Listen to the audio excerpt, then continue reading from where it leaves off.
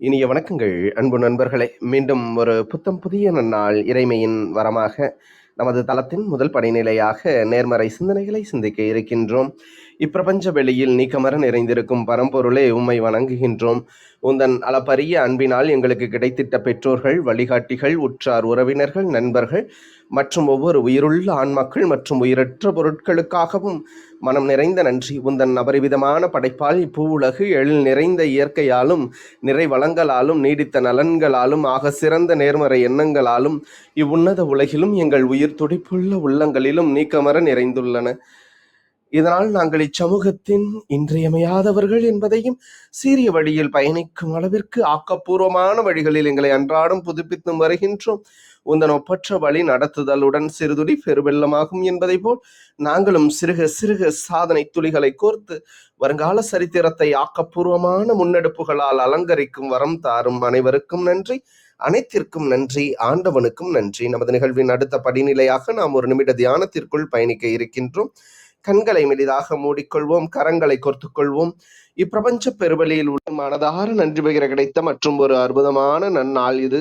இப்பொழுது நாம் உச்சரிக்க இருக்கும் ஒவ்வொரு வார்த்தைகளுடன் நன்றி உணர்வினையும் கலந்து இறைமைக்கு சமர்ப்பிப்போம் அன்பின் காணிக்கையாய். ஈன்றெடுத்து அன்றாடம் அமுதூட்டி அன்பாகவும் கருணையாகவும் மாறிப்போன அன்பு தாய்க்கு மனம் நிறைந்த நன்றி. ஒவ்வொரு நாளையும் ஒவ்வொரு பொழுதையும் தமது உழைப்பாலும் தியாகத்தாலும் குடும்பத்தை நிறைத்து அறிவாகவும் ஆற்றலாகவும் மாறிப்போன அன்பு தந்தைக்கு மனம் நிறைந்த நன்றி. பரிசுத்தமான இயற்கையை பரிசளித்து சென்ற நம் முன்னோர்கள் ஒவ்வொருவருக்கும் மனம் நிறைந்த நன்றி. கற்பித்தல் என்னும் இனிய அனுபவங்கள் வாயிலாக அன்றாட பொழுதுகளை அர்த்தமுள்ளதாக்கும் ஆசிரிய பெருந்தகைகள் ஒவ்வொருவருக்கும் மனம் நிறைந்த நன்றி.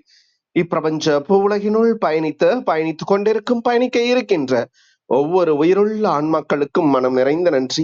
உயிரற்ற பொருட்களாய் வாழ்வினுடன் வழிதுறையாய் வாழ்வின் பாதையை என்றென்றும் நிறைக்கும் உயிரற்ற பொருட்களுக்கும் மனம் நிறைந்த நன்றி. இப்பிரபஞ்ச பூவுலகினை தமது பேரன்பாலும் பேரருளாலும் பேராசிராலும் ஆண்டு அரவணைத்து காத்து வரும் அந்த ஆண்டவனுக்கும் நன்றி. இப்பொழுது நமது சுவாசத்தின் ஓசையில் அது பயணிக்கும் பாதைகளில் நாமும் ஒரு நிமிடம் இணைந்து பயணிப்போம், நம் மூச்சின் சுவாசத்தினை சீர்மைப்படுத்தியவர்களாய்.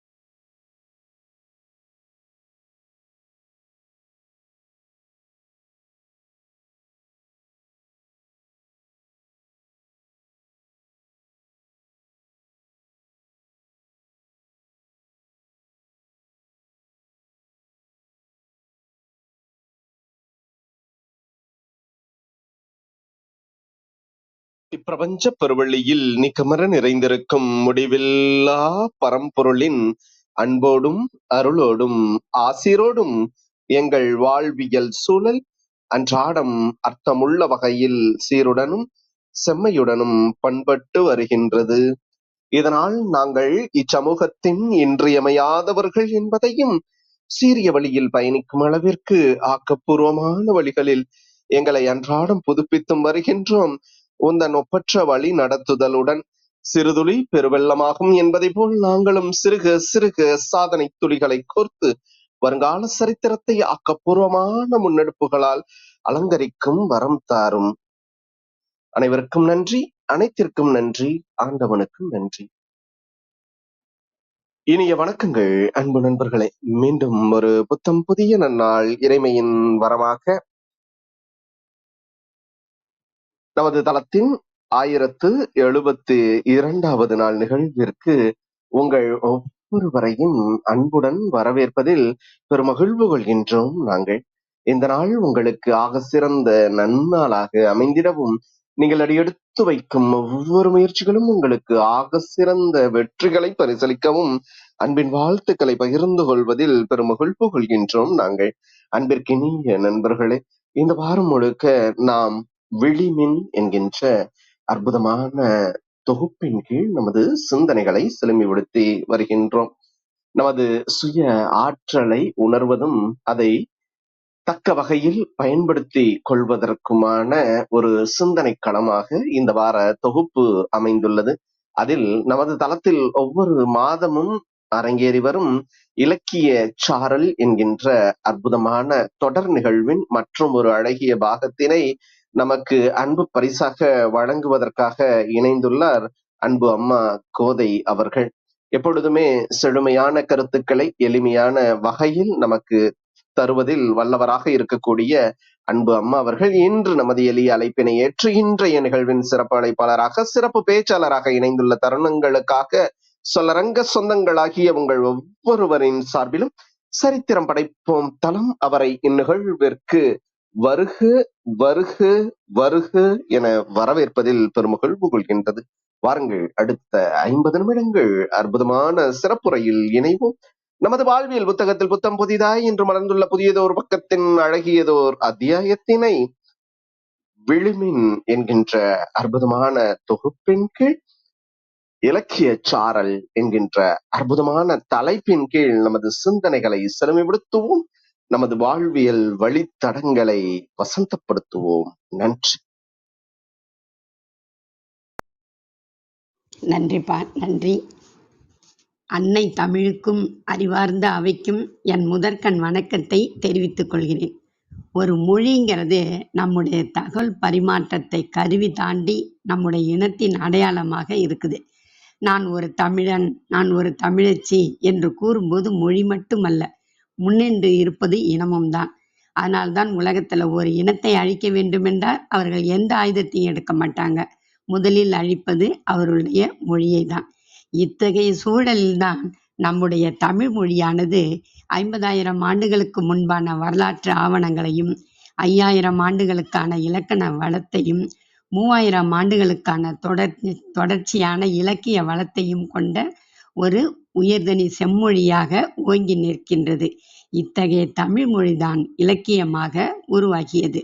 பேரரசுகள் வீழ்ச்சிக்கு பிறகு குறிப்பாக சேர, சோழ, பாண்டியர்கள் முப்பெரும் வேந்தர்களாக தமிழகத்தை ஆண்டபோது சங்கங்கள் இருந்தன, பெருநூல்கள் படைக்கப்பட்டன, காப்பியங்கள் தோன்றின, வரலாறுகள் எழுதப்பட்டன. ஆனால் 11, 12ஆம் நூற்றாண்டுக்கு பிறகு, அதாவது அந்நியர்கள் படையெடுத்து வந்த பிறகு, வீரபாண்டியன் சுந்தரபாண்டியனுக்கு இடைப்பட்ட பிரச்சனையால் டெல்லியிலிருந்து இஸ்லாமியர்கள் தமிழகத்தின் மீது படையெடுத்து வந்தபோது தமிழகமெல்லாம் சிதறுண்டு போனது. அப்போது ஜமீன்தார்களும் குறுநில மன்னர்களும் ஆண்டார்கள். கிருஷ்ணதேவராயர் ஆளுகையின் கீழ் விஸ்வநாத நாயக்கர் மதுரையை 72 பாளையப்பட்டிகளாக பிரிக்கிறார். அப்போதுதான் ஒவ்வொரு தமிழ் புலவர்களாக தன்னுடைய வாழ்க்கையை நிலைநிறுத்தி கொள்ள குறுநில மன்னர்களையும் ஜமீன்தார்களையும் அதே போல் ஆதீனங்களையும் தேடி சென்று பாடல்கள் பாடி பொருட்களை பெற்றுக்கொள்கிறார்கள். அப்போது அவர்கள் பெரிய பெரிய காப்பியங்களை படைக்க முடியாததால் சிறிய சிறிய காப்பியங்களை படைக்கிறார்கள். சிற்றிலக்கியங்கள் எல்லாம் வருகிறது. 96 வகையான பிரபந்தங்கள் என்று வடமொழியில் சொல்லப்படுபவைகளை தான் சிற்றிலக்கியங்கள் என்கிறோம். அறம், பொருள், இன்பம், வீடு, இந்த 4ல ஏதாவது ஒன்றை பற்றி பாடுவதுதான் சிற்றிலக்கியங்கள் ஆகும். ஒரு மன்னரின் வாழ்வில் வீரம், காதல் கொண்ட இவற்றில் ஒன்றை பற்றி குறிப்பிடுவதுதான் சிற்றிலக்கியம். இந்த 96 வகையான சிற்றிலக்கியத்தில் மன்னன் உலா போகிறான் என்றால் அந்த உலா மூவர் உலா, அதே போல் குலோத்துங்க சோழன் உலா, அவன் பவனி வரும்போது பாடும் பாடல், இதே போல் பரணி, ஒரு அரசன் போர்க்களத்தில் சண்டையிட்டு வெற்றி பெற்றது குறித்து பாடுவது பரணி. அடுத்து இறைவன், இறைவி, மன்னர்கள் இவர்களை பற்றி பாடும்போது பிள்ளைத்தமிழ், அது பேர் பிள்ளைத்தமிழ் என ஆயிற்று. மன்னர்களின் குழந்தை பருவங்களை 10ஆக பிரித்து பாடப்படுவதுதான் பிள்ளைத்தமிழ். தூதுன்னா மன்னன் மணப்பெண்ணை கேட்டும் வீரத்தை பற்றியும் சொல்லி வேறு ஒரு நாட்டுக்கு ஒருவரை அனுப்புவது தூது. கலம்பகம் என்பது கதம்பம் போல எல்லா மலர்களையும் சேர்த்து மாலையாக கட்டுவது போல் பல்வேறு வகையான பாக்களும் பாடல்களும் கலந்து பாடுவது கலம்பகம் எனப்படும். இந்த சிற்றிலக்கியங்கள் தமிழுக்கு கிடைத்த அரிய பொக்கிஷங்கள். வருங்காலங்களில் இதை ஒன்று இதை பற்றி நம்ம பார்க்கலாம். இன்றைக்குள்ள சமூக சூழல்ல எப்படி திருக்குறளை எல்லோரிடமும் போய் சேர்ப்பது? நல்ல காலம் திருவள்ளுவர் உரை எழுதவில்லை, அது அவர் செய்த சாதனை. எழுதியிருந்தால் அன்றைக்கே உரை நின்று போயிருக்கும், அதோட நின்றுருக்கும். திருக்குறளை பற்றி ஆராய்ச்சி பண்ணுறதுக்கோ எழுதுறதுக்கோ ஆள் இருந்திருக்க மாட்டாங்க, அதோட முடிச்சிட்டு இருப்பாங்க. தற்போது இல்லை, இன்னைக்கு மட்டும் இல்லை, அடுத்த தலைமுறை வரை திருக்குறளுக்கு உரை எழுதி கொண்டே இருப்பார்கள். புதிய புதிய செய்திகளை நமக்கு அள்ளி தருவார்கள். தற்போது எப்படி ஏஐ, அதாவது ஆர்டிஃபிஷியல் இன்டெலிஜென்ட் என்று வந்திருக்கிறது இல்லையா, அதை வைத்து கூட எழுதுவார்கள். செய்க பொருளை செருணர் செருக்கு அறுக்கும் எஃகு அதனில் கூறியது இல். இதன் பொருள் என்னன்னா, பகைவருடைய செருக்கை அழிக்கும் ஆயுதம் செல்வமாகும். அதை போல கூர்மையான ஆயுதம் வேறு இல்லை. ஆகவே செல்வத்தை சேர்ப்பீராக. இந்த குறள்ல கோபமா வள்ளுவர் நமக்கு சொல்வது போல இருக்கும். செய்க பொருளை செருணர் செருக்கு அறுக்கும் அப்படிம்பாரு. முதல்ல பொருளை படிக்கணும், அப்புறம் குறளை படிச்சா நமக்கு மிக எளிதாக இருக்கும். உதாரணத்துக்கு, துப்பார்க்கு துப்பாய துப்பாக்கி துப்பார்க்கு துப்பாய தூமழை. புதுசா கேட்குறவங்களுக்கு நமக்கு பொருள் தெரியாமல் என்னடா இது துப்பாயன்னு துப்பாக்கின்னு வருது, ஓ என்னவோ சொல்றார் அப்படின்னு விட்டு விடுவோம்.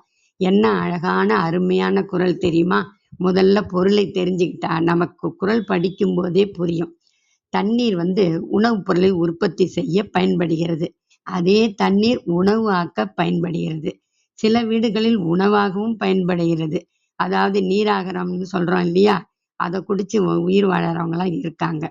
அதுதான் இந்த செய்யுள்.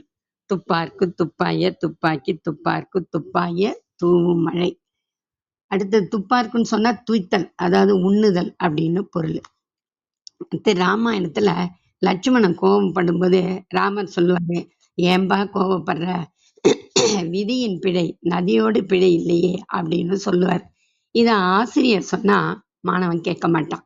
அதே கண்ணதாசன் எழுதி இளையராஜா இசையமைச்சு டிஎம்எஸ் பாடி சிவாஜி கணேசன் வாய அசைச்சா ஜென்மத்துக்கும் மறக்க மாட்டாங்க.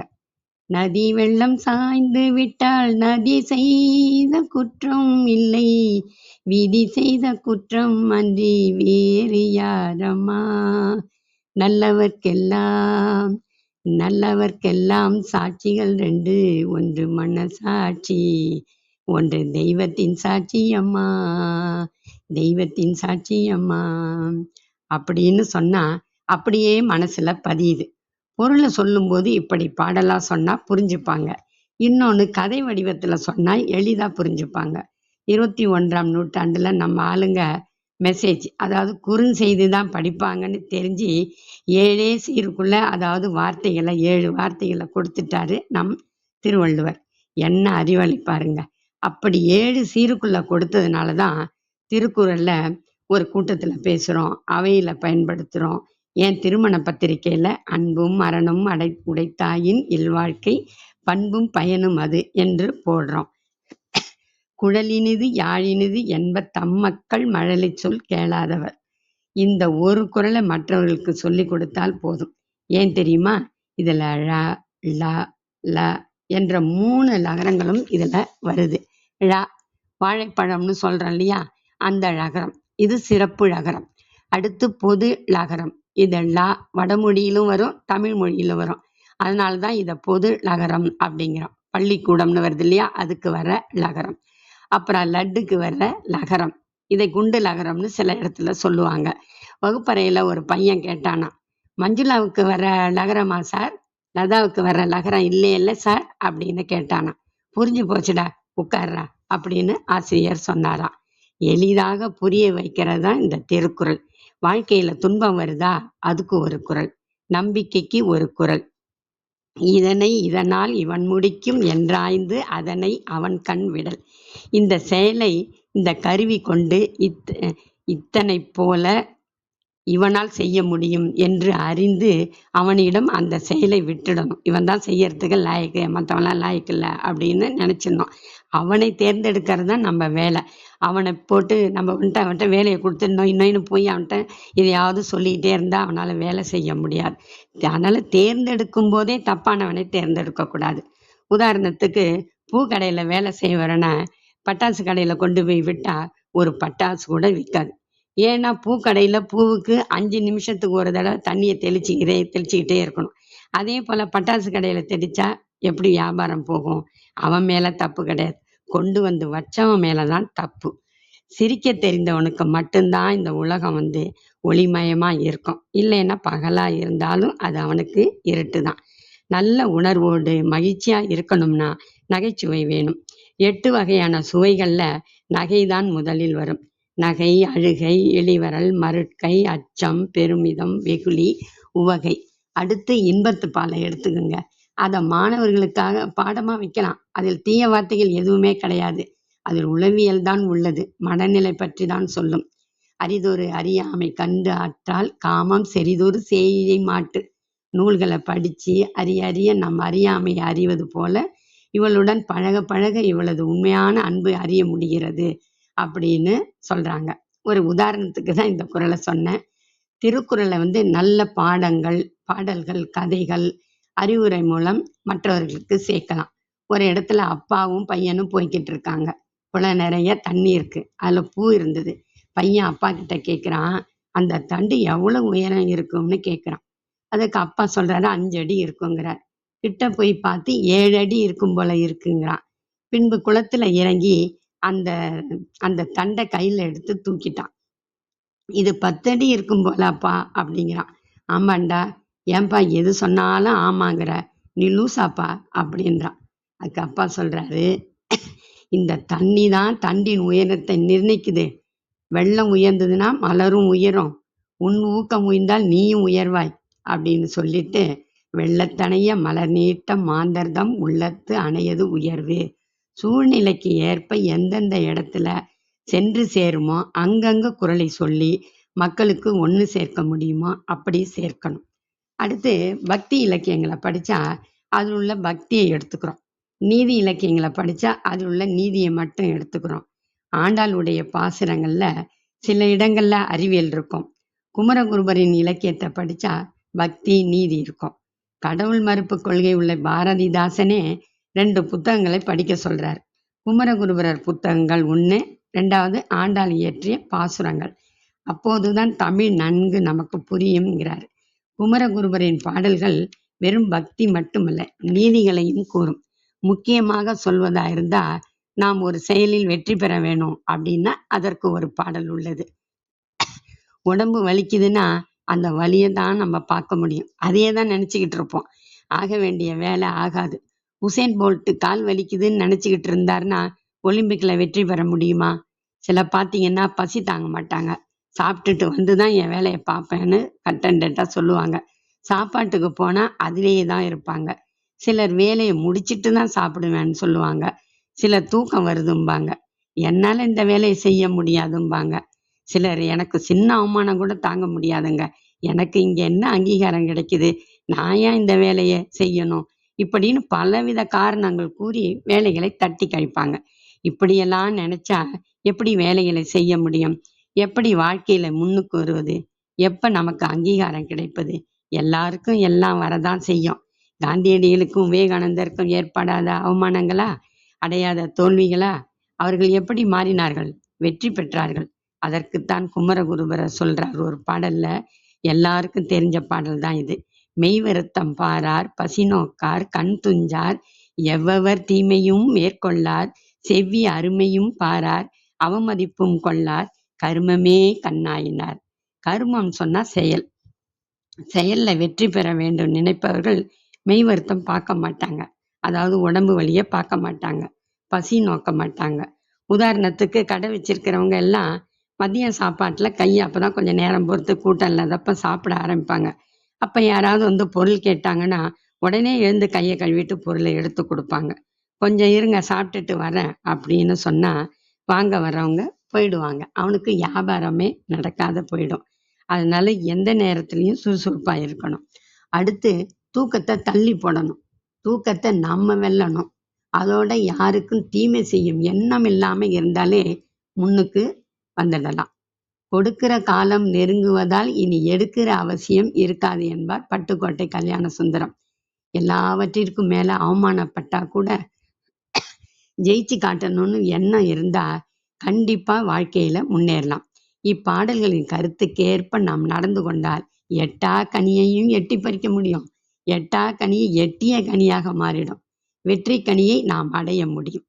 அடுத்து தமிழ் இலக்கியங்களில் உள்ள பாடல்களை எடுத்து அதன் உள்ளே புதைஞ்சிருக்கிற அற்புதங்களையும் உள்ளே இருக்கின்ற பொருளையும் சாராக பிழிந்து இன்றைய முறையினருக்கு இன்னைக்கு தலைமுறையில் இருக்காங்க இல்லையா, அவங்களுக்கு நாம் கற்றுத்தர வேண்டும். சங்க இலக்கியங்கள்ல புறநானூற்று பாடல்களுக்கென்று ஒரு தனி இடம் உண்டு. மனிதர்களிடத்தே உள்ள பண்புகளில் தலை சிறந்த பண்பு நன்றி உணர்தல். எல்லா பண்புகளுக்கும் தாயாக இருப்பது இந்த நன்றி உணர்வு தான். வள்ளுவரும் செய் நன்றி அறிதல் என்ற ஒரு அதிகாரத்தையே படைத்திருக்கிறார். எந்நன்றி கொன்றார்க்கும் உய்வுண்டாம் உய்வில்லை செய் நன்றி கொண்ட மகற்கு என்கிறார். இந்த புறநானூற்றில் நன்றி உணர்வு பற்றி ஒரு பாடல் இருக்கிறது. இதை படிச்சு எனக்கே வியப்பா இருந்திருக்கு. இந்த பாடலை சொல்றேன். ஆண்முலை அறுத்த அறநிலோர்க்கும் மான் இழை மகளிர் கரு சிதைத்தோர்க்கும் குறவர் தப்பிய கொடுமையோர்க்கும் உழுவாய் மருங்கின் கழுவாயும் உள என நிலம்புடை பெயர்வதாயினும் ஒருவன் செய்தி கொன்றோர்க்கு உய்தியில் என அறம்பாடிற்றே ஆயிழை கணவர். ஆண் சொன்னா பசு. இந்த இடத்துல இந்த பாடல் எதுக்கு ஏற்பட்டுச்சுன்னா, இந்த பாடல் 23 வரிகள் கொண்டது. இதுல 7 வரிகள் தான் நான் இப்ப சொல்லியிருக்கேன். இது குளமுற்றத்து துஞ்சிய கிள்ளிவளவன் பற்றிய பாடல். அவரை பற்றியது. இதை எழுதினவர் ஆலத்தூர் கிழார். அவர் பரிசில் வேண்டி அரசன்ட்ட போய் பாடுறாரு. அதுல இந்த பாடல் முதல் 7 வரி, பின்னாடி கொஞ்சம் 13 வரி வரும். இதுல ஆண் சொன்னா பசு. ஆண்முலை என்பது பசுவினுடைய மடிக்காம்பு. பாலை தருகின்ற பசுவின் மடிக்காம்பை அறுத்தெடுக்கும் இரக்கமற்ற அரக்கனுக்கும் இந்த மண்ணில மன்னிப்பு உண்டு. சிறந்த அணிகலன்களை அணிந்திருக்கின்ற நிறைமாத கர்ப்பிணியின் கருவை சிதைத்து விடுகிறானே, அந்த இரக்கமற்றவனுக்கும் மன்னிப்பு உண்டு இந்த மண்ணில். ஆனா இது குறவர் தப்பிய கொடுமையோர்க்கும், குறவர் என்றால் ஆசிரியர், அறியாமை என்னும் இருளை போக்குகின்ற ஆசிரியர்களுக்கு தீங்கிழைத்தால் கூட அந்த மனிதர்களுக்கும் மன்னிப்பு உண்டு. இந்த இடத்துல குறவர்னு சொன்னா வல்லினம் போட்டா குறவர், குறவன், குறத்தின்னு சொல்றோம் இல்லையா, அது ஒரு இனத்தை குறிக்கும். இது குறவர் இடையினம். இது குறவர்னு சொன்னா ஆசிரியரை குறிக்கும். அந்த ஆசிரியர்களுக்கு தீங்கிழைச்சா கூட அந்த மனிதர்களுக்கும் மன்னிப்பு உண்டு. ஆனால் நிலமுடை பெயர்வதாயினும், அதாவது பூமி பந்து புரண்டு படுப்பதாயினும் செய்தி கொன்றோருக்கு உய்தியில் அப்படின்னு முடிக்கிறார். ஒருவன் நமக்கு செய்த உதவியை மறந்துட்டா அந்த நன்றி மறந்த செயலுக்கு இந்த மண்ணுல மன்னிப்பே கிடையாதான். நன்றி அறிதல் பற்றி எந்த அளவுக்கு புறநானூறு வலியுறுத்துகிறது பாருங்க. அறம்பாடிற்றே என்னும் சொல்றார் ஒரு வார்த்தை. அது வள்ளுவத்தை தான் குறிக்கிறது. அந்த வரியில கூட என்ன சொல்றாங்கன்னு சொன்னா, நன்றி மறந்தவர்னு சொல்ல மாட்டாங்க, செய்தி கொன்றோருக்கு அப்படிம்பாங்க. அந்த நன்றியையே நீ கொன்னுட்ட அப்படின்னு சொல்றாங்க இந்த பாடல்ல. அடுத்து நம்ம ஷேக்ஸ்பியர் எழுதிய ஜூலியஸ் சீசரை பத்தி கதையெல்லாம் தெரியும் எல்லாருக்கும் ஓரளவு. அந்த ஜூலியஸ் சீசரை பற்றி படிச்சா, செனட்ல சீசரை கொன்ற பிறகு ஆண்டனி பேசுவான். தி மோஸ்ட் அன்கைண்ட்ஸ் கட்டிய பால் என்கிறான். அது இருக்கப்பட்ட கத்தி குத்துகளிலே இது போன்ற கத்தி குத்த வரலாற்றிலே கிடையாது என்கிறான். ஏன்னா புருட்டஸ் தான் குத்துறான். அந்த புருட்டஸை எல்லா வகையிலும் வளர்த்தெடுத்து எல்லா வகையிலும் பெருமைப்படுத்தியவன் யாரு? சிறப்பாக அவனை வளம் வர செய்தவன் இந்த சீசர் தான். இந்த நன்றியை மறந்துட்டு கத்தியால குத்தி இருக்கான். நன்றியை மறந்தவன் அவன். அதுக்காக தான் இந்த சின்ன இதை சொன்னேன் நான் நிகழ்வை. நான் முதல்ல சொன்னேன் இல்லையா பாடல், அதுல குளமுற்று துஞ்சிய கிள்ளிவனை கேட்கிற ஆலத்தூர் கிழார் பரிசு வாங்கிட்டு கிளம்பிடுறாரு. அப்ப கேட்கிறாரு, கிள்ளிவளவன் கேட்கிறார், என்னை மறந்துடுவீங்களா புலவரே அப்படின்னு. அப்ப புலவர் சொல்லுவாரு, நான் உங்களை மறக்கவே மாட்டேன், எப்படி உங்களை மறக்க முடியும் அப்படின்னு சொல்லிட்டு அதோட தொடர்ச்சியா இந்த பாடலை 17 வரி இருக்கும். அதை அந்த பாடல்ல சொல்றாரு. காலை அந்தியும் மாலை அந்தியும் புறவு கருவன்ன புண்பல வரகின் பார்ப்பெயர் புன்கம் தேனொடு மயக்கி குறுமுயர் கொழுஞ்சூடு கிழித்த ஒக்களோடு இரத்தி நீடிய அகந்தலை மன்றத்து கரப்பில் உள்ளமொடு வேண்டுமொழி பயிற்றி அமலை கொழுஞ்சோறு ஆர்ந்த பாணர்க்கு அகலா செல்வம் முழுதும் செய்தோன் எங்கோன் வளவன் வாழ்க என்று நின் பீடுகழி நோன்தோல் பாடேன் ஆயின். உன்னை நான் மறக்க முடியுமா அரசே அப்படிங்கிறார். சொல்லிட்டு காலையும் மாலையும் புறா கரு போன்ற புறா கரு இருக்கு இல்லையா, அதனுடைய கரு போல புன்செய் வரகு, அந்த வரகை பாலாக்கி அது கூட சமைச்சு தேனை கலந்து அதோட கொழுத்த முயலின் சூடான இறைச்சியையும் சேர்த்து தின்பர் என்னுடைய சுற்றத்தார். அவரோடு அந்த இடம் எப்படி இருக்குமா, இளம் மரம்லாம் ஓங்கி வளர்ந்துள்ள பரந்த மன்றம். அதுல கரவறியாத உள்ளத்தோடு, கரவறியான்னு சொன்னா கள்ளம் கபடு இல்லாத உள்ளத்தோடு நினைத்ததெல்லாம் பேசி பேசி பெரிய கட்டிகளான கொழுமையான சோற்றை உண்டு மகிழ்வர் பாணர்கள். இவருக்கு அழியாத செல்வம் முழுதும் அடையுமாறு செய்தவன் யாருன்னா, என் கோமானாகிய வளவன் நீயே என்றோ. வாழ்கன் என்று நின் பெருமை மிகுந்த வலிய இந்த திருவடிகளை நான் பாடலைன்னா கதிரவன் கூட தோன்ற மாட்டான், சூரியன் கூட உதிக்க மாட்டான் பெருமானே. யானோ எளியவன். இந்த உலகத்துல சான்றோர் செய்த நன்மைகள் இருக்குமானால் இமய சாரலில் திரண்டு இனிய இடியோசையை செய்து மேகங்கள் பொழியும் நுண்ணிய மழை துளிகளிலும் பல ஆண்டுகளின் மேலாக நீ வாழ்வாயாக அப்படின்னு சொல்றாரு அந்த புலவர் ஆலந்தூர் கிழார். இதுல இருந்து நம்ம அரசர்கள் எப்படி புலவர்கள் மேல வச்ச பாசத்தையும், புலவர்கள் எப்படி அரசர்கள் மேல வச்சிருந்த பாசம் நன்றியும் நமக்கு தெரியுது. நன்றி மறவாமைக்குரிய பாடல் தான் இது. அடுத்து, யாமறிந்த புலவரிலே கம்பனைப் போல் வள்ளுவனைப் போல் இளங்கோவைப் போல் பூவிதனில் யாங்கனுமே கண்டதில்லை உண்மை, பெரும் புகழ்ச்சி இல்லை என்று அமரகவி பாரதியார் பாடுறார். யாமறிந்த புலவரிலே என்று சொன்ன பாரதி முதல்ல கம்பனை வச்சு, 2வது வள்ளுவனை வைத்து, 3வது இளங்கோவடிகளை வைக்கிறார். ஏன் இப்படி வைக்கிறார்னு ஒரு கேள்வி எழக்கூடும். ஆனா பாரதி 2 புறமும் கம்பனையும் இளங்கோவனையும் வைத்து நடுவிலே வள்ளுவனை வைத்ததற்கான காரணம், வள்ளுவனை வைத்து வள்ளுவனை தொட்டு வள்ளுவனை சார்ந்து வள்ளுவன் வழியிலே நின்று பாடியவர் கம்பன் என்பதனாலையும், வள்ளுவன் வழி தோன்றலே போன்ற சிலம்பிலே பல இடங்களில் குரட்பாக்களை எடுத்து ஆண்ட காரணத்தினாலே இளங்கோவடிகளையும் 2 புறம் நிறுத்தி நடுவிலே வள்ளுவனை வைத்து பாடுகிறார் பாரதி. தமிழர்களின் கையிலே இருக்கின்ற தராசில் 2 புறமும் தட்டுகளாக கம்பனும் இளங்கோவடிகளும் இருக்க, நடுவிலே முள்ளாக வள்ளுவர் இருப்பதனாலதான் நடுவில் வள்ளுவரை வைத்து பார்க்கிறான் பாரதி என்று நெல்லை கண்ணன் கூறுகிறார். உலகத்துல எந்த காலத்திலையும் எந்த நேரத்திலையும் எந்த இனத்தவரும் எந்த மதத்தவரும் எந்த மொழி பேசுகிறவரும் தமது வாழ்நாளிலே, இல்லை அரசியல் வாழ்க்கையில், இல்லை காதல் வாழ்க்கையில் எந்த சந்தேகத்தை கேட்டாலும் உடன் பதில் சொல்லுபவனாக நம் வள்ளுவர் இருக்கிறார். எதுவுமே இல்லை இல்லைன்னு இருக்கும். அல்ல, எதுக்கு எடுத்தாலுமே ஒரு குரல் கண்டிப்பா இருக்குது. நம்ம வள்ளுவர் சொல்லியிருக்கிறார். அதுதான் இன்று உலகம் முழுவதும் ஆர்ப்பாட்டங்களும் போர்ப்பாட்டங்களாக இருக்குது. இந்த உலகத்திற்கு அவர் சொன்னது அன்பின் வழியது உயிர்நிலை என்ற போது, உயிரோடு இருக்கின்ற எல்லா உயிர்களுக்கும் அடிப்படை அன்புதான் என்று தெளிவுபடுத்துகிறார். அந்த அன்பின் வழியது உயிர்நிலை என்பதை வேண்டாதவர்களாக இருந்தால், அவர்கள் மன்னர்களாக இருந்தாலும், மதத்தின் தலைவர்களாக இருந்தாலும், அரசியல் தலைவர்களாக இருந்தாலும், அவர்கள் வெறும் உடம்பு உடையவர்களை ஒழிய உயிரிருந்தும் உயிரற்றவர்கள் என்று கடுமையாக தாக்குகிறார். அந்த வள்ளுவரின் வழியிலே உலகம் நடைபோட்டு கொண்டிருந்தால் எங்கேயும் போட்டி இருக்காது, பொறாமை இருக்காது, சண்டை இருக்காது, எல்லை தகராறு இருக்காது, சச்சரவு இருக்காது, இரத்த சேதங்கள் இருக்காது, மனிதர்கள் மனிதர்களாக இருப்பார்கள் என்று வருத்தப்பட்டு சொல்லுகிறார். அடுத்து துறவு பற்றி சொல்றார். அது இயல்புக்கு புறம்பானது அப்படிங்கிறார். இறைவன் மனித குலத்தை படைத்ததே இறைவன் ஒன்றுக்கொன்று பழகி மேற்கொண்டு பெருகி வருவதற்காகத்தான். ஆண் என்றும் பெண் என்றும் உருவ அமைப்புகள் படைத்திருக்கிறான் இறைவன். அதுதான் இயல்பானது. அப்போ இயல்பான வாழ்க்கை என்பது இல்லற வாழ்க்கை ஒன்றுதான். அதனால்தான் துறவரத்தை பேசும்போது நமக்கு புகழ்வது போல புகழ்ந்து இகழ்வது போல தோன்றும். அப்படின்னா எது சிறந்தது? இயல்பினான் இல்வாழ்வு வாழ்வான், இல்வாழ்வு வாழ்பவன் என்பான் முயல்வாருள் தலை. இந்த மனித வாழ்வை செம்மைப்படுத்துபவன் இல்வாழ்க்கை வாழ்பவன் தான். அறம் என்றால் என்ன?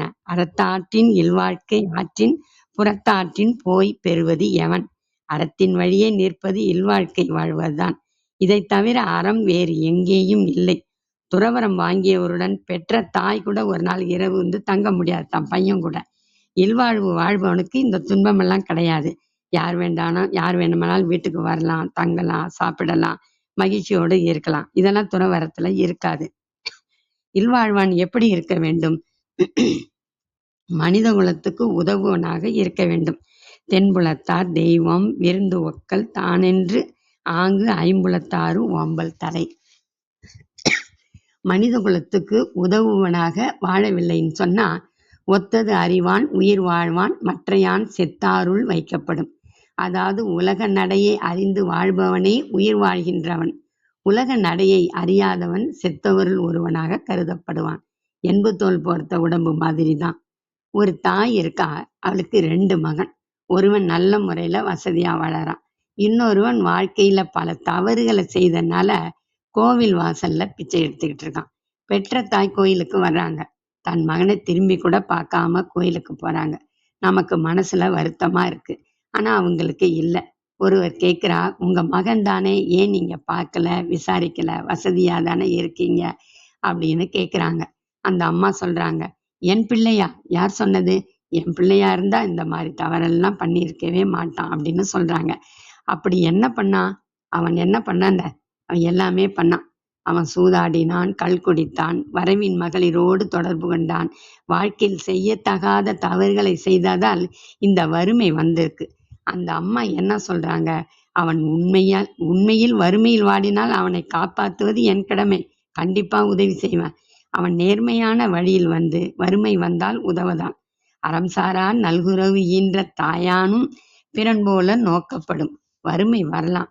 அந்த வறுமை கூட அறத்துக்கும் பொருந்தாதாக இருக்கக்கூடாது. இல்லையெனில் பெற்ற தாயும் அவனை அயலானைப் போல கருதுவாள். அப்படியானால் வறுமை நல்லவருக்கு வந்தால் என்ன செய்வது? இடும்புக்கு இடும்பை படுப்பர், இடும்பைக்கு இடும்பை படாதவர். எல்லாருமே இந்த குறளை அடிக்கடி சொல்லுவோம். நல்லவங்கிட்ட போய் துன்பத்தை கொடுத்துச்சுன்னா அந்த துன்பத்திற்கே துன்பத்தை உண்டாக்கி விடுவார்கள். அது துன்பப்பட்டு பயந்து போய் ஓடிடும். நல்லார் கண் பட்ட வறுமையில் இன்னாதே கல்லார் கண் பட்ட திரு என்கிறார். நல்லவங்க கையில் அகப்பட்ட வறுமையை விட தீயவர்கள் கையில் அகப்பட்ட செல்வம் மிக மோசம். எனக்கு விடுதலை வாங்கி கொடுங்க, இவங்கிட்ட மாட்டிக்கிட்டனேன்னு சொல்லுமா அந்த செல்வம். எத்தனை செய்திகள் பாருங்க 1.25 அடியில. அடுத்து ஆச்சாரிய வினோபாபா இருந்தார். எல்லாருக்கும் தெரியும். பூமிதான இயக்கத்தின் தலைவர் அவரு. தேசத்தந்தை காந்தியடிகளின் சீடர். எனக்கு குருவாக வருவதற்குன்னே எனக்கு சீடனாக வந்தான் வினோபாபா அப்படின்னு சொல்லுவார் காந்தியடிகள்.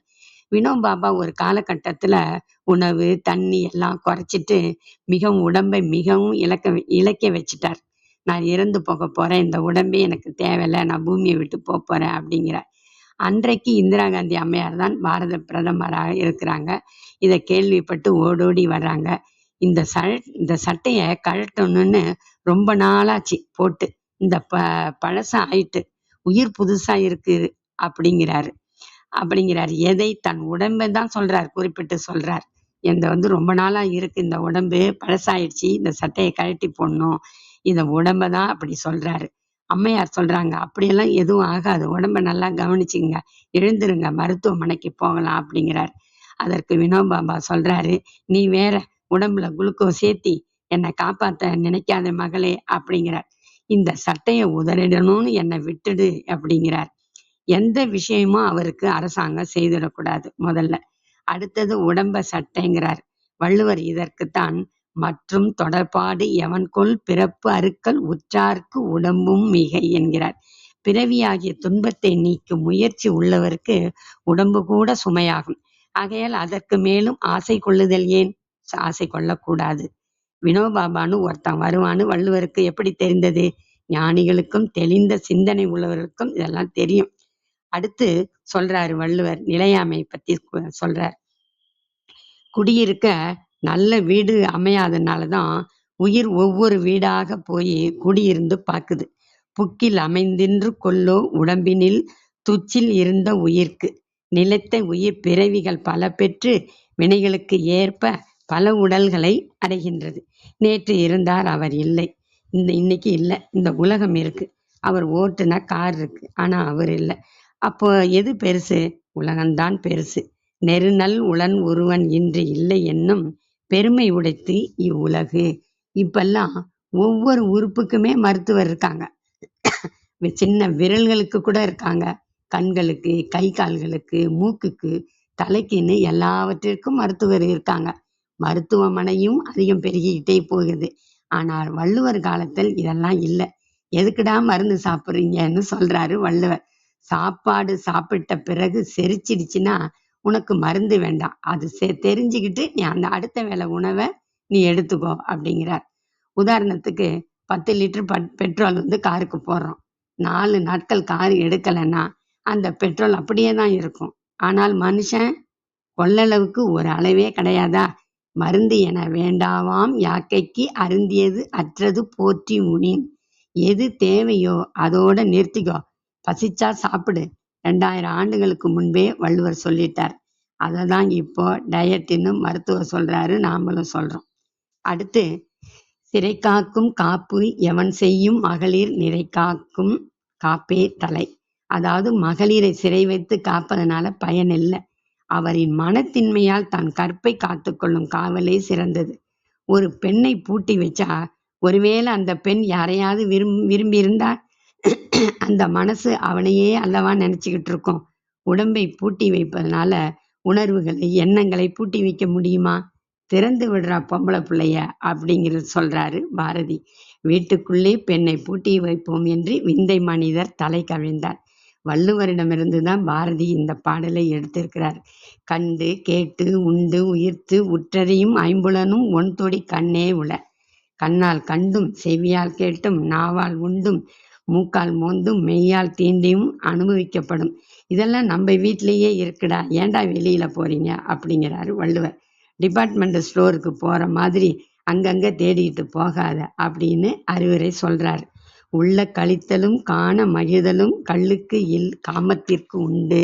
நினைத்தால் கழித்தலும் கண்டால் மகிழ்தலும் கல் உண்பதற்கு இல்லை, காமத்திற்கு உண்டு. அதாவது அன்புக்கு உண்டு அப்படின்னு வள்ளுவர் சொல்றார்.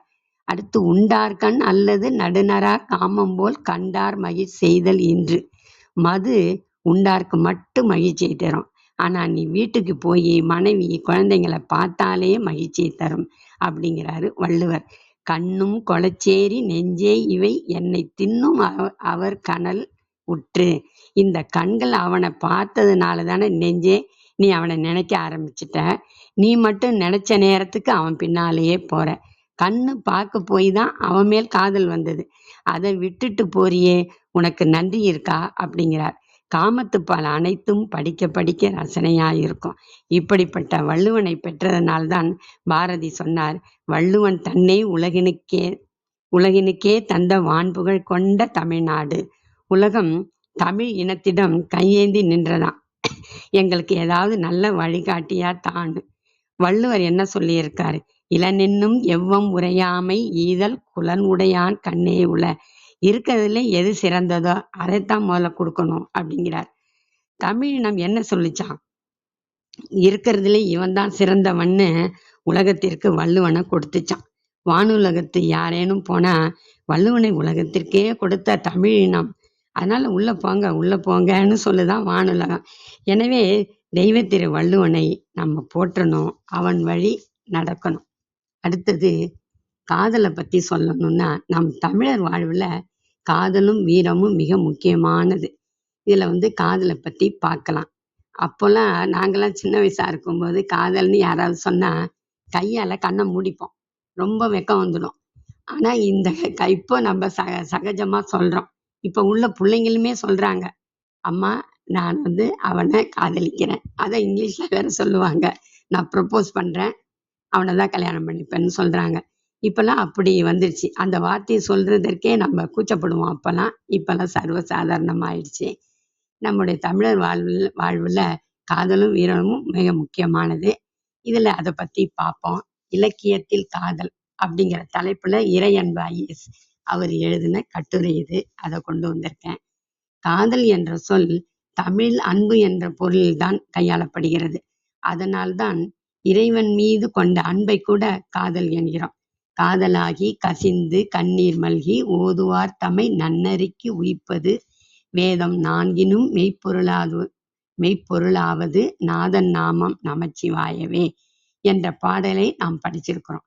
அதை போலவே அன்பு என்பது எவ்வளவு ஆழமாக இருக்கும் என்பதற்கு உற்றாரை யான் வேண்டேன் ஊர் வேண்டேன் பேர் வேண்டேன் கற்றாரை யான் வேண்டேன் கற்பனவும் இனி அமையும் குற்றாலத்து அமர்ந்து உறையும் கூத்தா உன் குறை கழற்கே கற்று ஆவின் மனம் போல கசிந்து உருக வேண்டுவனே என்று திருவாசகம் சொல்லுது. மாணிக்க வாசகர் பாடல் இது. தன்னையே நாயகியாக நினைச்சுக்கிட்டு இறைவனை நாயகனாக நினைச்சு பாடுற பாடல் தமிழ் இலக்கியத்துல இடம்பெற்றிருக்கின்ற இந்த மாதிரி பாடல்கள்லாம். அப்படி பாடல்ல இன்னொரு பாடல் சொல்றேன். முன்னம் அவனுடைய நாமம் கேட்டால் மூர்த்தி அவனிருக்கும் வண்ணம் கேட்டால் விண்ணை அவனுடைய ஆரூர் கேட்டால் பெயர்த்தும் அவனுக்கே பிச்சியானால் அன்னையையும் அத்தனையும் அன்றே நீத்தாள் அகன்றால் அகலிடத்தார் ஆசாரத்தை தன்னை மறந்தால் தன் நாமம் கேட்டால் தலைப்பட்டால் நங்கை தலைவன் தாளே. திருநாவுக்கரசர் பாடல் அது. முன்னம் அவனுடைய நாமம் கேட்டால் மூர்த்தி அவனிருக்கும் வண்ணம் கேட்டால் பின்னை அவனுடைய ஆரூர் கேட்டால் பெயர்த்தும் அவனுக்கே பிச்சியானால் அன்னையையும் அத்தனையும் அன்றே நீத்தாள். அன்னையெல்லாம் விட்டுட்டான். அகன்றால் அகலிடத்தார் ஆச்சாரத்தை தன்னை மறந்தால் தன் நாமம் கெட்டால் தலைப்பட்டால் நங்கை தலைவன் தாளே. இது திருநாவுக்கரசருடைய பாடல். நம்ம பொதுவா நண்பர்களிடம் கொண்ட அன்பையும் காதல்னு சொல்றோம். பெற்றோர்களிடம் கொண்ட பாசத்தையும் காதல்னு சொல்றது உண்டு. சிலருக்கு பணியின் மீது நம்ம செய்யற வேலை மேல ஈடுபாடு இருக்கும், அதையுமே காதல் என்று சொல்லுவோம். நம்ம விளையாட்டு கூட சொல்லுவாங்க, முதல் காதலே அவனுக்கு இந்த வேலை தாண்டா, வாடா நம்ம சாப்பிட போலாம் அவனை விட்டுட்டுன்னு அவங்க போவாங்க. அது மாதிரிலாம் நிகழ்ச்சியெல்லாம் நடக்குது, நம்ம பார்த்துருக்கோம். எல்லாவற்றையும் சொன்னால் கூட அதையெல்லாம் நம்ம காதல்னு ஏத்துக்கிறது கிடையாது. ஒரு ஆணின் பெயரை சொன்னால் ஒரு பெண்ணிற்கும், ஒரு பெண்ணின் பெயரை சொன்னால் ஒரு ஆணிற்கும் ஏற்படும் உணர்வை தான் நம்ம காதல் என்கிறோம். முருகேச பாண்டியன் அவர்கள் உலக இலக்கியத்தில் உள்ள காதல் கதைகளையும் தமிழ் இலக்கியத்தில் உள்ள காதல் கதைகளையும் தொகுத்து 2 தொகுப்புகளை வெளியிட்டு இருக்கிறார். அவர் ஒரு அற்புதமான கருத்தை குறிப்பிடுகிறார். காதல் என்கின்ற சிறிய சொல் தந்திரமானது. இந்த காதலை பற்றி புரிந்து கொள்வதற்கு நிறைய விஞ்ஞானிகள் ஆய்வுகள் நடத்தி கொண்டிருக்கிறாங்க அப்படின்னு சொல்றாரு. கவிஞர் வைரமுத்து கூட ஒரு பாடல்ல எழுதியிருக்கார். காதலித்துப்பார், உன்னை சுற்றி ஒரு ஒளிவட்டம் தோன்றும், உலகம் அர்த்தப்படும், ராத்திரியின் நீளம் உனக்கு விளங்கும், நீ கவிஞனாவாய், உன் கையெழுத்து அழகாகும், தபால்காரன் தெய்வமாவான். அது அப்போ, இப்பெல்லாம் வாட்ஸ்அப் குறுஞ்செய்தி தான். உன் பிம்பம் விழுந்து கண்ணாடி உடையும், உன் கண்ணிரண்டும் ஒளி கொள்ளும், காதலித்துப்பார், தலையணை அணைப்பாய், 3 முறை பல் துலக்குவாய், காத்திருக்கும் போது நிமிடங்கள் எல்லாம் வருஷங்களாகும், அவள் வந்துவிட்டால் வருஷங்கள் எல்லாம் நிமிஷங்கள் என்பாய், காகம் கூட உன்னை உற்று நோக்காது, உலகமே உன்னை கவனிப்பதா நீ உணர்வாய்,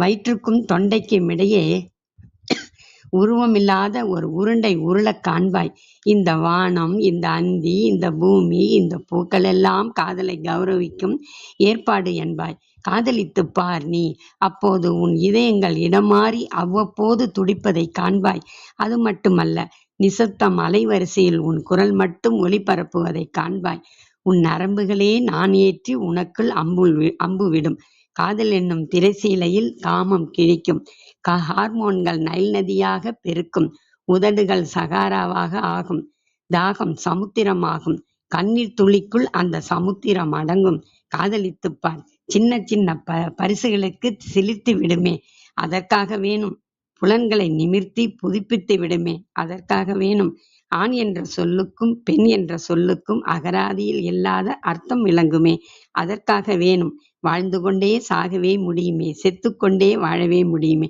அதற்காக வேணும், காதலித்துப்பார் என்பது வைரமுத்து கவிதை. காதல் என்பது என்ன, காமம் என்பது என்ன, இனக்கவர்ச்சி என்பது என்ன? இனக்கவர்ச்சியை காதல் என்று நினைச்சு அது நிறைவேறாமல் போனால் வாழ்க்கையே தொலைந்து போனதாக நாம் பார்க்கிறோம். இனக்கவர்ச்சி என்பது கனநேர மயக்கம், காதல் என்பது நமது உள்ளத்தோடு தொடர்புடையது, காமம் என்பது உடலோடு நின்று விடுவது, காதல் என்பது அருவி, இனக்கவர்ச்சி என்பது நீர்க்குமிழி.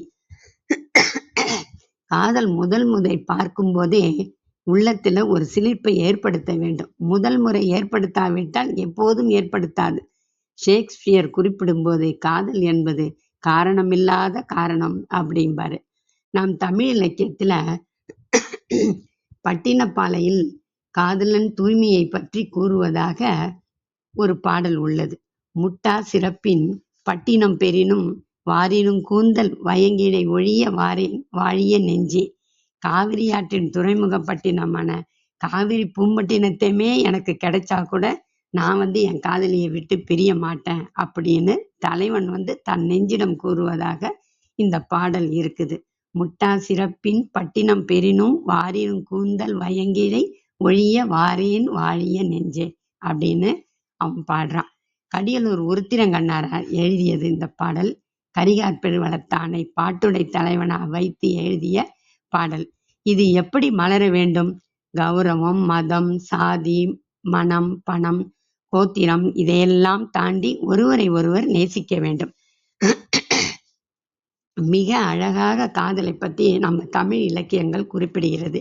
எல்லோருக்கும் தெரிந்த பாடல் தான் இது. அடிக்கடி எல்லாருமே இது அவையில் சொல்லிடுறேன் அந்த பாடலை. யாயும் யாயும் யாராகியோரோ எந்தையும் நுந்தையும் எம்முறை கேளீர், யானும் நீயும் எவ்வழி அரிதும் செம்புல பெயர் நீர் போல அன்புடை நெஞ்சம் தாம் கலந்தனவே. நீ யாரோ நான் யாரோ தெரியாது, உன் தந்தைக்கும் என் தந்தைக்கும் யாரென்று தெரியாது, உன் தாய்க்கும் என் தாய்க்கும் நம்மை தெரியாது, முகவரி தெரியாது. முகவரி தெரியாமல் வருவதுதான் காதல். முகம் தெரிய வேண்டும், முகவரி தெரியாது.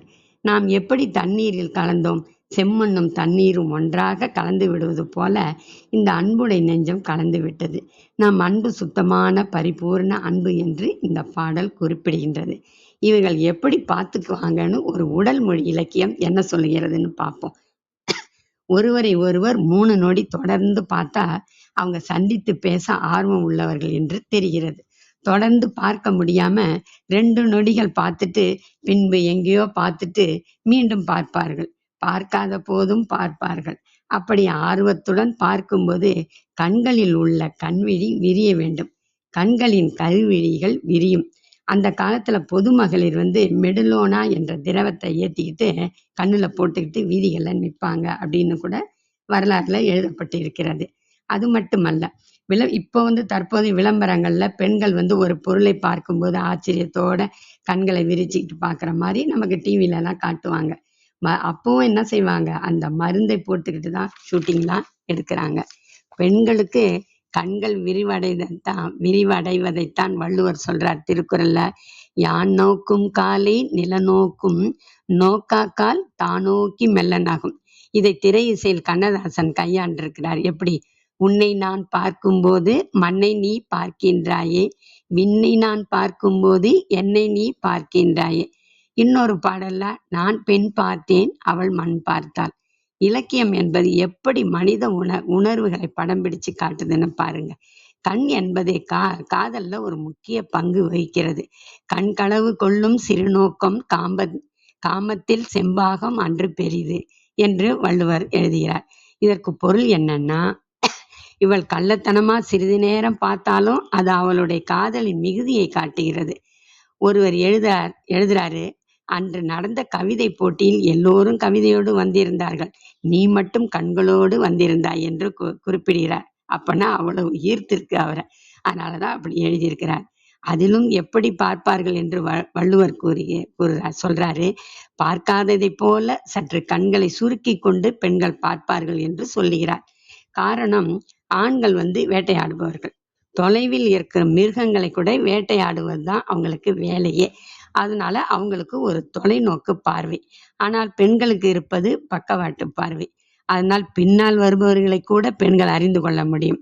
அதனால்தான் பெண்களின் பார்வையை மான்களின் பார்வைக்கு ஒப்பிட்டார்கள்.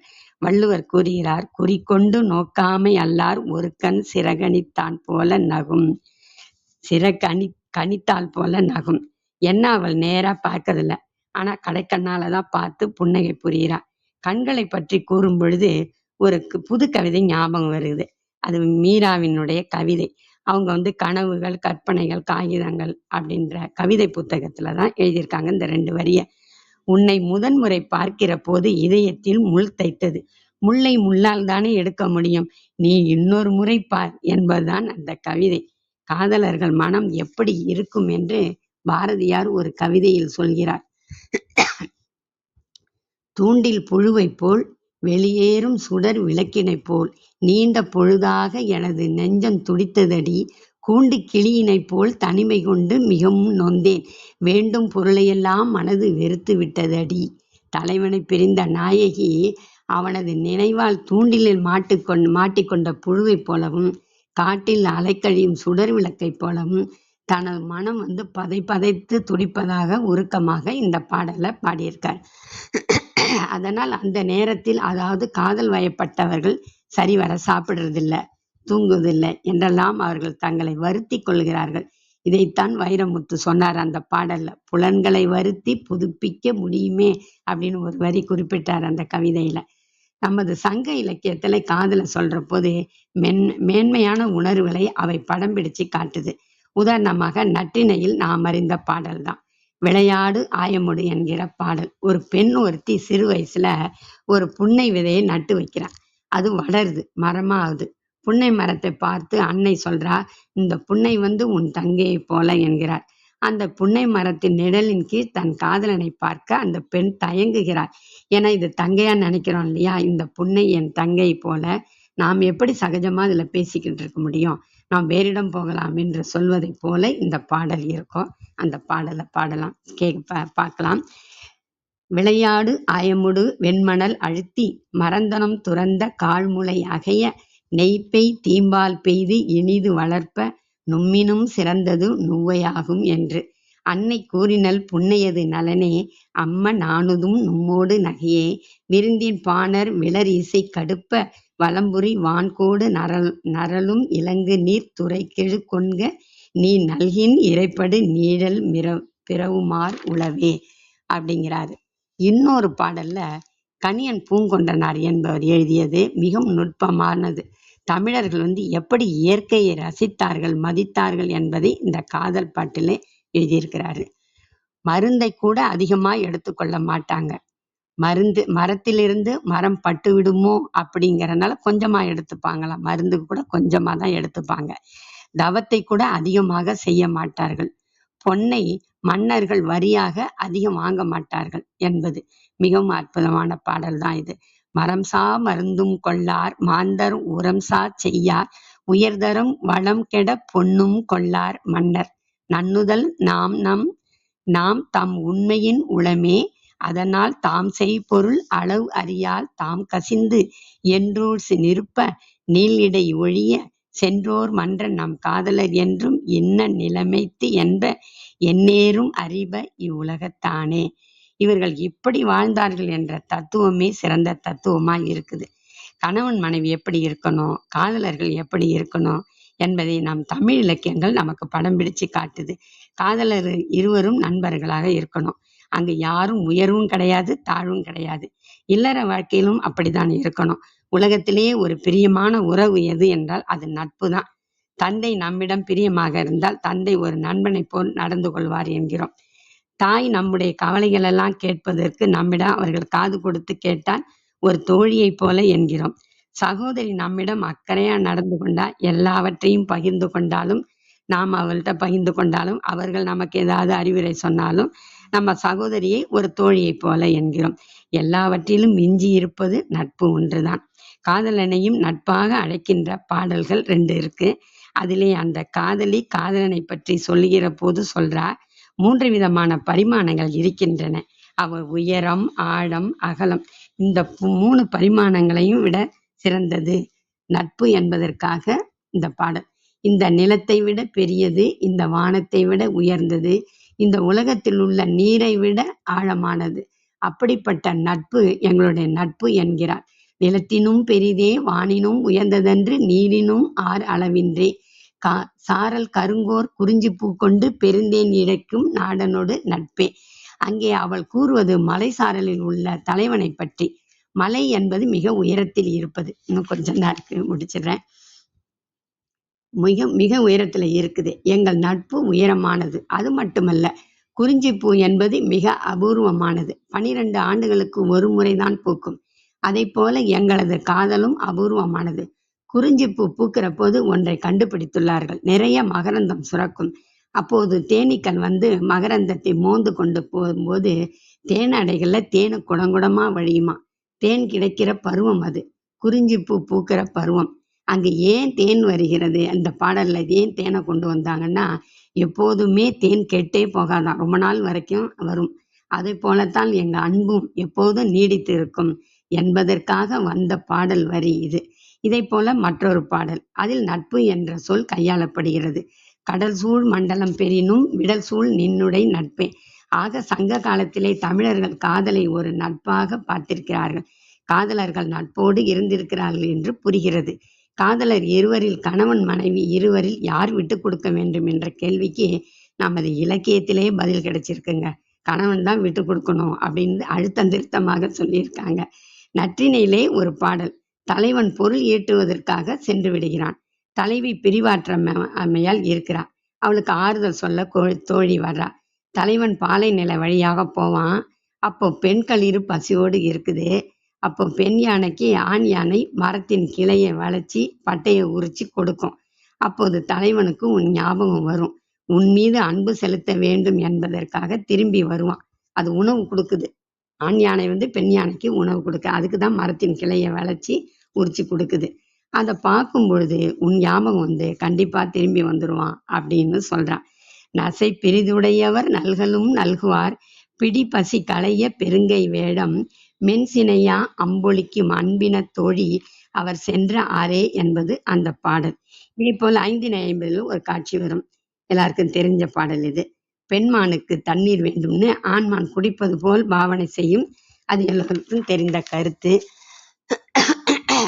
சுனைவாய் சிறுநீரை எய்தாதென்று எண்ணிய பிணைமான் இனிதுண்ண வேண்டி கதைமாத்தன் கள்ளத்தின் ஊச்சும் சுரம் என்பர் காதலர் உள்ளம் நெறிந்த நெறி. இப்படி ஆண்கள் விட்டு கொடுக்கணும். கணவனும் மனைவியும் ஒருவரை ஒருவர் புரிந்து கொள்ள வேண்டும். அவர்களுடைய அன்பு பரிசுத்தமாய் இருக்கணும். அப்படி ஒருவர் விட்டு கொடுத்தால் அப்போ ஒரு மகத்தான மாற்றம் ஏற்படும் குடும்பத்துல. பல நேரங்களில் காதலர்கள் வென்று விடுகிறார்கள். காதல் தான் தோற்றி விடுகிறது. வாய்ப்புக்கு நன்றி. இறுதியா ஒரு சினிமா பாடல் பாடணும்னு ஒரு ஆசை. ராணியம்மா மாதிரி பாட முடியாது. புளியை பார்த்து பூனை சூடு போட்டுக்கிட்ட மாதிரி தான் ஒரு பழமொழி இருக்கு இல்லையா, அதே மாதிரி இந்த கட்டுரைக்கு ஏற்ற மாதிரி இருக்கும்னு நினைக்கிறேன் இந்த பாடல். அமைதியான நதியினிலே ஓடும் ஓடம் அளவில்லாத வெள்ளம் வந்தாலாடும். அமைதியான நதியினிலே ஓடும் ஓடம் அளவில்லாத வெள்ளம் வந்தாலாடும். காற்றினிலும் மழையினிலும் கலங்க வைக்கும் இடியினிலும் காற்றினிலும் மழையினிலும் கலங்க வைக்கும் இடியினிலும் கரையினிலே ஒதுங்கி நின்றால் வாழும் ஓய் ஓய் ஓய். அமைதியான நதியினிலே ஓடும் ஓடம் அளவில்லாத வெள்ளம் வந்தாலாடும். தென்னை இளம் கேற்றினிலே தென்னை இளங்கீற்றினிலே தாலாட்டும் தென்றல்லது தென்னைதனை சாய்த்து விடும் புயலாக வரும் பொழுது. தென்னைதனை சாய்த்து விடும் புயலாக வரும் பொழுது. அமைதியான நதியினிலே ஓடும் ஓடம் அளவில்லாத வெள்ளம் தாளாடும். ஆற்றங்கரை மேட்டினிலே ஆடி நிற்கும் நான் அல்லது காற்றடித்தால் சாய்வதில்லை கனிந்த மனம் வீழ்வதில்லை. காற்றடித்தால் சாய்வதில்லை கனிந்த மனம் வீழ்வதில்லை. அமைதியான நதியினிலே ஓடும் ஓடம் அளவில்லாத வெள்ளம் வந்தாலாடும். நாணலிலே காலெடுத்து நடந்து வந்த பெண்மை இது. நாணலிலே காலெடுத்து நடந்து வந்த பெண்மை இது. நாணம் என்னும் தென்றலிலே தொட்டில் கட்டும் மென்மை இது. நாணம் என்னும் தென்றலிலே தொட்டில் கட்டும் மென்மை இது. அமைதியான நதியினிலே ஓடும் ஓடம் அளவில்லாத வெள்ளம் வந்தால் ஆடும். அந்தியில் மயங்கி விடும், காலையில் தெளிந்து விடும். அந்தியில் மயங்கி விடும், காலையில் தெளிந்து விடும். அன்பு மொழி கேட்டு விட்டால் துன்ப நிலை மாறிவிடும். அன்பு மொழி கேட்டு விட்டால் துன்ப நிலை மாறிவிடும். அமைதியான நதியினிலே ஓடும் ஓடம், அளவில்லாத வெள்ளம் வந்தால் ஆடும். காற்றினிலும் மழையினிலும் கலங்க வைக்கும் இடியினிலும் கரையினிலே ஒதுங்கி நின்றால் வாழும். ஹோய் ஹோய் ஹோய், அமைதியான நதியினிலே ஓடும் ஓடம், அளவில்லாத வெள்ளம் வந்தால் ஆடும். வாய்ப்புக்கு நன்றி. பொறுமையா இந்த பாடலை கேட்டதுக்கு நன்றி நன்றி. பாடல்னோட கொஞ்சம் டென்ஷன் ஆயிட்டேன், வேற ஒண்ணும் இல்லை. நன்றி அனைவருக்கும். நன்றிங்கம்மா. மிகவும் சிறப்பான அற்புதமான பகிர்தலை அதிகாலை அன்பு பரிசாக வழங்கிய தருணங்களுக்காக சொலரங்க சொந்தங்களாகிய அன்பு நண்பர்கள் ஒவ்வொருவருடனும் இணைந்து சரித்திரம் படைப்போம் தளம் தங்களுக்கு மனம் நிறைந்த நன்றிகளையும் வாழ்த்துக்களையும் பாராட்டுக்களையும் பகிர்ந்து கொள்வதில் பெருமகிழ்வு கொள்கின்றது. அன்பிற்கினிய நண்பர்களே, நாம் அனைவரும் இணைந்திருப்பது சரித்திரம் படைப்போம் தளம். ஒவ்வொரு வாரமும் ஒவ்வொரு தொகுப்பு, ஒவ்வொரு நாளும் ஒவ்வொரு தலைப்பு, வார இறுதியில் சிறப்பு விருந்தினரின் அழைப்பு, ஞாயிறு தோறும் நமக்கான விடுப்பு என்கின்ற அடிப்படையில் நமது தளம் இயங்கி வருகின்றது. அவ்வரிசையில் இந்த வாரம் முழுக்க நாம் விழிமின் என்கின்ற அற்புதமான தொகுப்பின் கீழ் நமது சிந்தனைகளை செழுமைப்படுத்துகின்றோம். நமது சுய ஆற்றலை உணர்ந்து கொண்டு அதை தக்க வகையில் நாம் பயன்படுத்துவது என்பது இந்த வார மைய சிந்தனை களமாக இருக்கின்றது. அதில் ஒவ்வொரு மாதமும் தளத்தில் அரங்கேறி வரும் தொடர் நிகழ்வாகிய இலக்கிய சாரல் என்கின்ற அற்புதமான தொடர் நிகழ்வின் மற்றும் ஒரு அழகிய பாகத்தினை அன்பு அம்மா கோதை அவர்கள் அற்புதமான சிறப்புரையாக இனிய பாடல்களோடு நமக்கு அதிகாலை அன்பு பரிசாக வழங்கினார்கள். மீண்டும் ஒரு முறை சரித்திரம் படைப்போம் தளம் மனதார நன்றி பகிர்வதில் பெருமகிழ்வு கொள்கின்றது. நாளை நமது தளத்தில் அன்பு சகோதரர் அசோக் மணி அவர்களுடைய டிவியேட் என்கின்ற புத்தகத்தின் சாராம்சம் நமது தளத்தில் இடம்பெற இருக்கின்றது. அன்பு சகோதரர் அசோக் மணி அவர்களுடைய நிகழ்வு இன்று திட்டமிடப்பட்டிருந்தது. சூழலின் காரணமாக அவரால் பங்கேற்க இயலாத தருணம் அன்பு அம்மா கோதை அவர்கள் இன்று நாளைய நிகழ்வில் அன்பு அம்மா அவர்கள் பங்கெடுக்கக்கூடிய சூழல் இருந்தது. இன்று நமது எளிய அழைப்பினை ஏற்று இன்றைய சிறப்புரையாளராக பங்கேற்ற தருணங்களுக்காக மனம் நிறைந்த நன்றிகளை சரித்திரம் படைப்போம் தளம் மனதார பகிர்ந்து கொள்வதில் பெருமகிழ்வு கொள்கின்றது. ஒவ்வொரு நாள் நிகழ்வுகளிலும் சரித்திரம் படைப்போம் தளத்தோடு இணைந்து பயணிக்கவும் நமது வாழ்வியல் வழித்தடங்களை இன்னும் வளமைப்படுத்திக் கொள்ளவும் அன்போடு அழைக்கின்றோம். மொழியின் வளத்தை குறித்து அன்பு அம்மா அவர்கள் நிகழ்வை துவங்கி இருந்தார்கள். ஒரு மொழி, நமது தமிழ் மொழி என்பது எந்த அளவிற்கு ஆழகால் பட்டு இருக்கின்றது, அதன் வளம் எந்த அளவிற்கு நிறைந்திருக்கின்றது, ஒரு இனத்தின் அடையாளமாக அது எவ்வாறு இருக்கின்றது, ஒரு இனத்தின் அழிவு என்பது அந்த மொழியின் அழிவிலிருந்து துவங்குகின்றது. நமது மொழியின் வளத்தை எந்த அளவிற்கு நாம் பெருக்க வேண்டும், நமது வாழ்வியல் ஆக்க வேண்டும் என்பதை குறித்த சிந்தனை களத்தோடு அன்பு அம்மா அவர்கள் நிகழ்வை துவங்கினார்கள். சிற்றிலக்கியம் என்பது அறம், பொருள், இன்பம், வீடு ஆகியவற்றை பாடக்கூடிய ஒன்றாக இருக்கின்றது என்பதை குறித்து வெகு சிறப்பாக குறிப்பிட்டிருந்தார்கள். பரணி வகை இலக்கியங்கள் வெற்றி பெற்றோரை பற்றி குறிப்பிடக்கூடிய ஒன்றாகவும், பிள்ளை தமிழ் என்பது இறைவன் இறைவியை புகழ்ந்து பாடக்கூடிய ஒன்றாகவும், தூது உலா இலக்கியங்கள் தூது செல்வதை குறித்த பகிர்தலாக இருப்பதாகவும், களம்பகம் இலக்கியங்கள் கதம்பம் போல பல வகை பாடல்களை ஒன்றிணைத்து பாடக்கூடியவதாக இருப்பதை குறித்தும், சிற்றிலக்கியங்கள் என்பவை அரிய பொக்கிசமாக தமிழ் மொழியில் நமக்கு நிறைய மொழி வளத்தை சேர்க்கக்கூடிய ஒரு அடையாளமாக இருப்பதை குறித்தும், அது சார்ந்த பகிர்வுகளை வரும் மாதங்களில் பகிர உள்ளது குறித்தும் அன்பு அம்மா அவர்கள் வெகு சிறப்பாக குறிப்பிட்டிருந்தார்கள். செய்க பொருள் என்று வள்ளுவ பெருந்தகை மிகவும் கோபத்துடன் குறிப்பிடக்கூடிய ஒரு குறளாக இது இருக்கின்றது.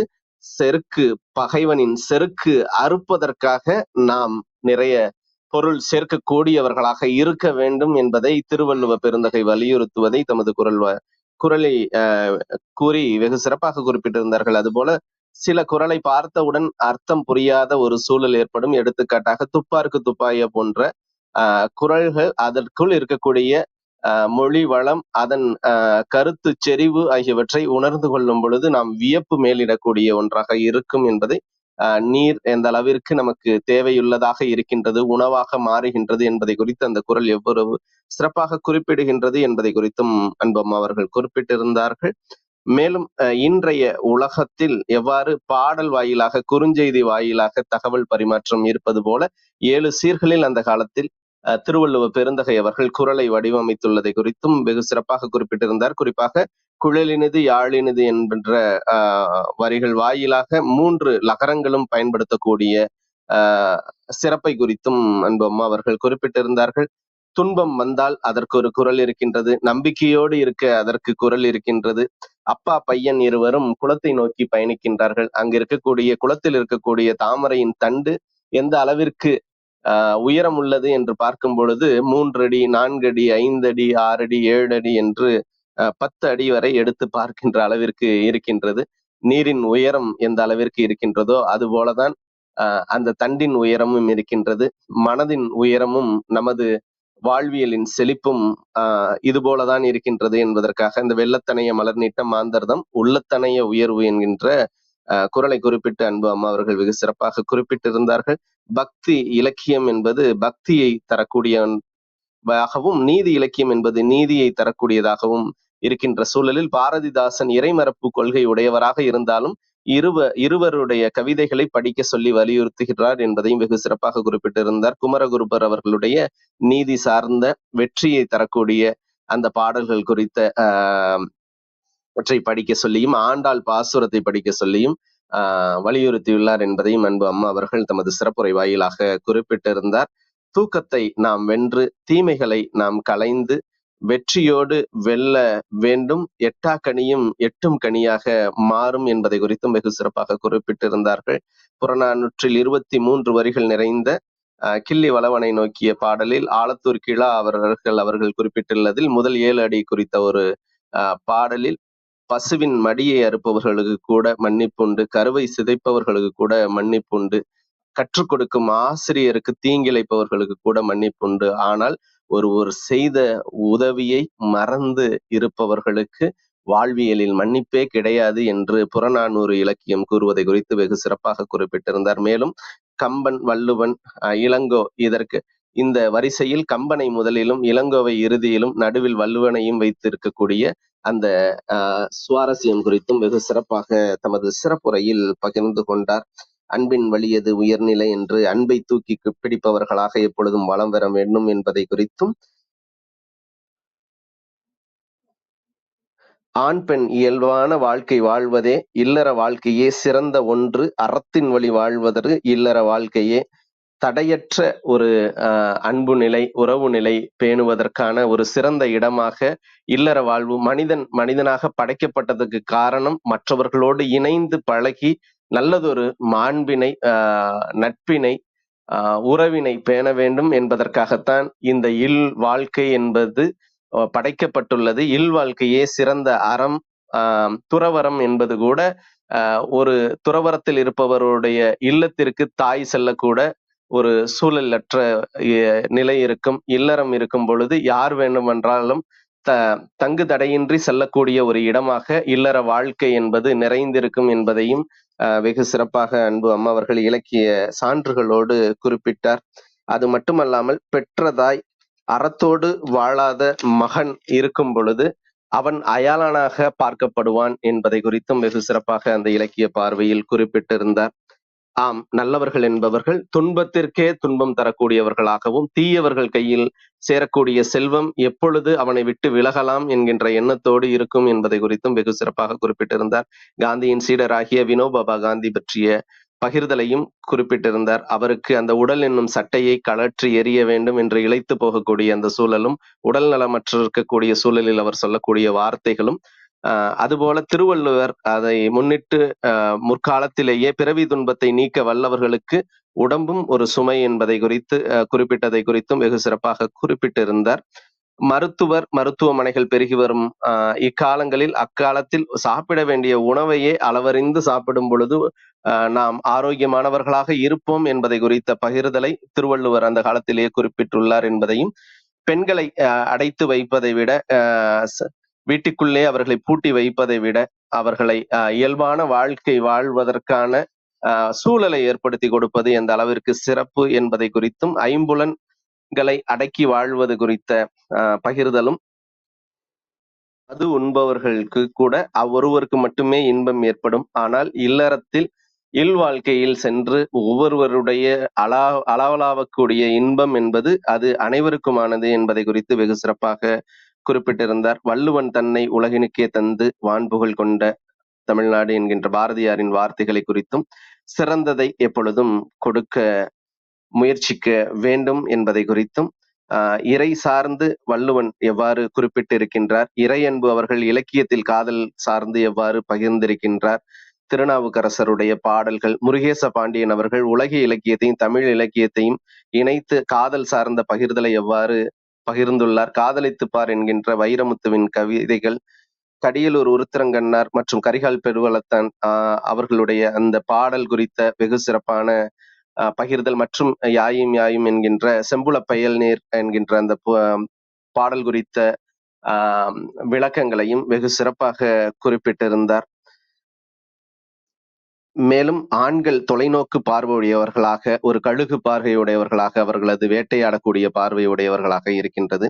பெண்களுடைய பார்வை பக்கவாட்டு பார்வையுடையவர்களாக, தனக்கு பின்புறம் இருக்கக்கூடியவர்களை கூட உணர்ந்து கொள்ளக்கூடிய ஆற்றல் நிறைந்தவர்களாக, அந்த அகம் சார்ந்த ஒரு பார்வையுடையவர்களாக எப்பொழுதும் இருக்கின்றார்கள் என்பதை குறித்த வையும் இலக்கிய உதாரணங்களோடு வெகு சிறப்பாக குறிப்பிட்டிருந்தார். மீராவின் கவிதைகள் மீண்டும் பார் என்கின்ற வகையில் முல்லை முள்ளால் எடுக்க வேண்டும் என்கின்ற கவிதை சார்ந்தும் வெகு சிறப்பாக குறிப்பிட்டிருந்தார்.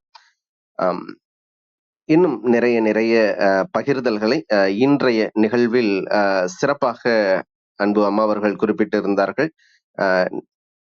ஒவ்வொரு விடயங்களிலும் நிறைந்த பொருள் நிறைந்த நமது தமிழின் ஆழம் குறித்தும் அகலம் குறித்தும், நமது இலக்கியத்தின் இன்பம் எந்த அளவிற்கு சிறந்த ஒன்று என்பதை குறித்தும் வெகு சிறப்பாக அன்பு அம்மா அவர்கள் இன்றைய நிகழ்வு வாயிலாக பகிர்ந்திருந்தார்கள். மீண்டும் ஒரு முறை அவர்களுக்கு நன்றி பாராட்டுவதில் பெருமகிழ்வு கொள்கின்றோம். இன்னும் சுவாரஸ்யமான தகவல்கள் இந்த பதிவிற்குள் அடங்கியுள்ளது. நேரம் கிடைக்கும் பொழுது மீள்பதிவு வாயிலாக 75% மட்டுமே இங்கு மேலோட்டமாக முன்னோட்டமாக கொடுத்துள்ளோம். மீண்டும் இன்னும் 25% சுவாரஸ்யம் நிறைந்த தகவல்கள் இருக்கின்றன. அவற்றை மீள்பதிவு வாயிலாக கேட்டு அறிந்து கொள்ள அன்புடன் வேண்டுகின்றோம்.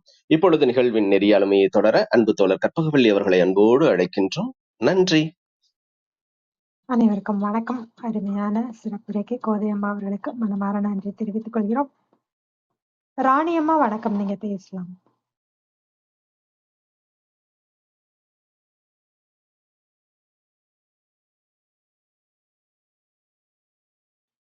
ராணியம்மா இருக்கமா பொறுத்தது.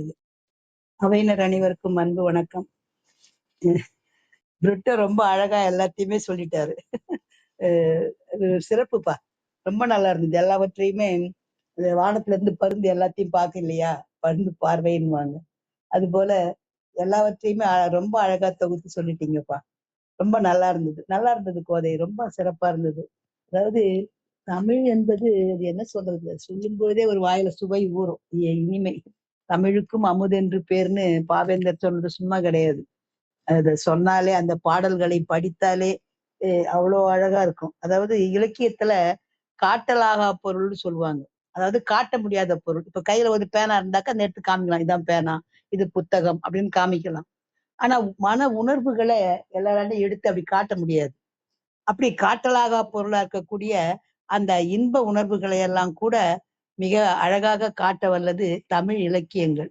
பாருங்களேன், ஒருத்தர் மேல கொண்ட அன்பு எப்படிப்பட்டதுன்னு எப்படி சொல்றது, அது இப்படி அதான் எவ்வளவு அழகா, நிலத்தினும் பெரிதே நீரினும் ஆறளவென்று வானினும் உயர்ந்தென்று சாரல் கருங்கோல் புரிஞ்சு பூக்கொண்டு பெருந்தேன் இழைக்கும் நாடனோடு நட்புன்னுட்டு, வள்ளுவர் கூட நட்புன்னு தானே சொல்றாரு. காதல உடம்போடு உயிரிடை என்ன மற்ற மடந்தையோடு எம்மிடை நட்பு.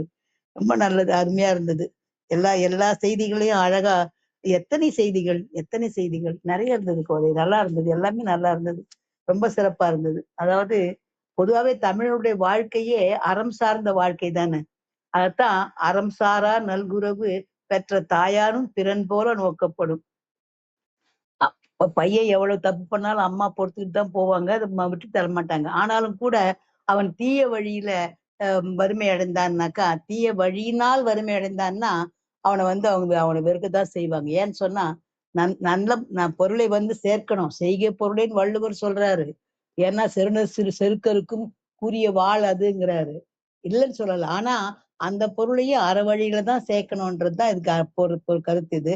அது ரொம்ப அழகா நெறைய கருத்துக்கள். பாவேந்தர் பத்தி சொன்னது. அ இ ஆனந்த் ஆனந்த் பொறுத்தவரையில ஆண்டவருடைய பாடலை படிக்க சொன்னது. அப்புறம் எனக்கு பிடித்த பாடல்கள் நிறைய இடம் பெற்றிருந்தது. விளையாடு ஆயமுடு வெண்மணல் அழுத்தி, அதாவது விளையாடுற மரத்தடியில 2 பேரும் சந்திக்கிறாங்க. சந்திக்கும் பொழுது உடனே அவன் சிரிச்சு பேசுறான். இல்ல இல்ல இங்க வேணாம், நம்ம வேற இடத்துக்கு போலான்னு. ஏன்னு சொன்னா, இது எங்க அம்மா வந்து விளையாடும் போது நட்டு வச்ச விதை, அது வந்து இப்போ பெருசா மரமா வளர்ந்து இருக்குது. எங்க அம்மா தான் அந்த பாலை ஊத்தி நெய் ஊத்தி வளர்த்தாங்க. அதுங்கிட்ட பேசுறது வந்து என்னுடைய சகோதரி மாதிரி அது. அது எப்பவுமே சகோதரி பக்கத்துல கணவன் மனைவியா இருக்கிறவங்க தன்னுடைய சிறுவர்கள் யார் முன்னாடியும் உறவினர்கள் முன்னாடி இருக்கும்போது தொடங்க மாட்டாங்க. தனிமைதான் நாடுவாங்க. அதால பிற உயிரினங்களையும் கூட தன்னுடைய உறவு மாதிரி நினைச்சு பழகினது. அதுதான் அன்பின் வழியது உயிர் நிலைன்றது. எல்லாமே நம்முடைய எல்லா எவ்வளவு அழகான குரல் பாருங்க. உயிர் அப்படின்னு இருந்தாலே அங்க அன்பு இருக்கணும். அது அங்க அன்பு இல்லைன்னாக்கா அது என்புதோல் போர்த்த உடம்புதான், இல்லையா? அதெல்லாம் நல்லா அழகா கொண்டு வந்து சொன்னீங்கம்மா. ரொம்ப நல்லா இருந்தது. நிறைய இடங்கள் நல்லா ரசிக்க முடிஞ்சது. மீராவுடைய கவிதையும் நல்லா இருந்தது. முள்ளால் தான் எடுக்கணும், மறுபடியும் ஒரு தடவை பாருன்றது. உடம்பை சட்டை வினோபா சொன்னது எனக்கு புதிய செய்தியா இருந்தது. உண்மைதானே இது. உடம்பு ஒரு சட்டை தானே. உயிர் தான் அழியாதது, ஆன்மா அழியாததுன்னுவாங்க. ஆன்மா வந்து பல்வேறு பிறவி அந்த உடலை சட்டையை அணிஞ்சுக்குதுன்னு சொல்லுவாங்க. அது ரொம்ப நல்லா இருந்தது. இது இந்த சட்டை உடம்ப சட்டைன்னு சொன்ன உடனே எனக்கு நாமக்கல்ல யாருன்னு பாடல்னு தெரியல. ஒரு பாட்டு தான் ஞாபகம் வருது. வேதநாயகம் பிள்ளையான்னு தெரியல. பயனின்றி விழும் மட்டை கொடு பாம்பு கழற்றும் சட்டை உயிர் போனால் வெறும் கட்டை இதை உற்று பார்த்தால் லொடலொட்டைன்னு பாடியிருப்பாரு. அவரும் வந்து இந்த உடம்ப சட்டைன்னு சொல்லியிருப்பாரு. அந்த பாட்டு ஞாபகம் வந்தது. ரொம்ப சிறப்பா இருந்தது கோதை. ரொம்ப நல்லா இருந்தது.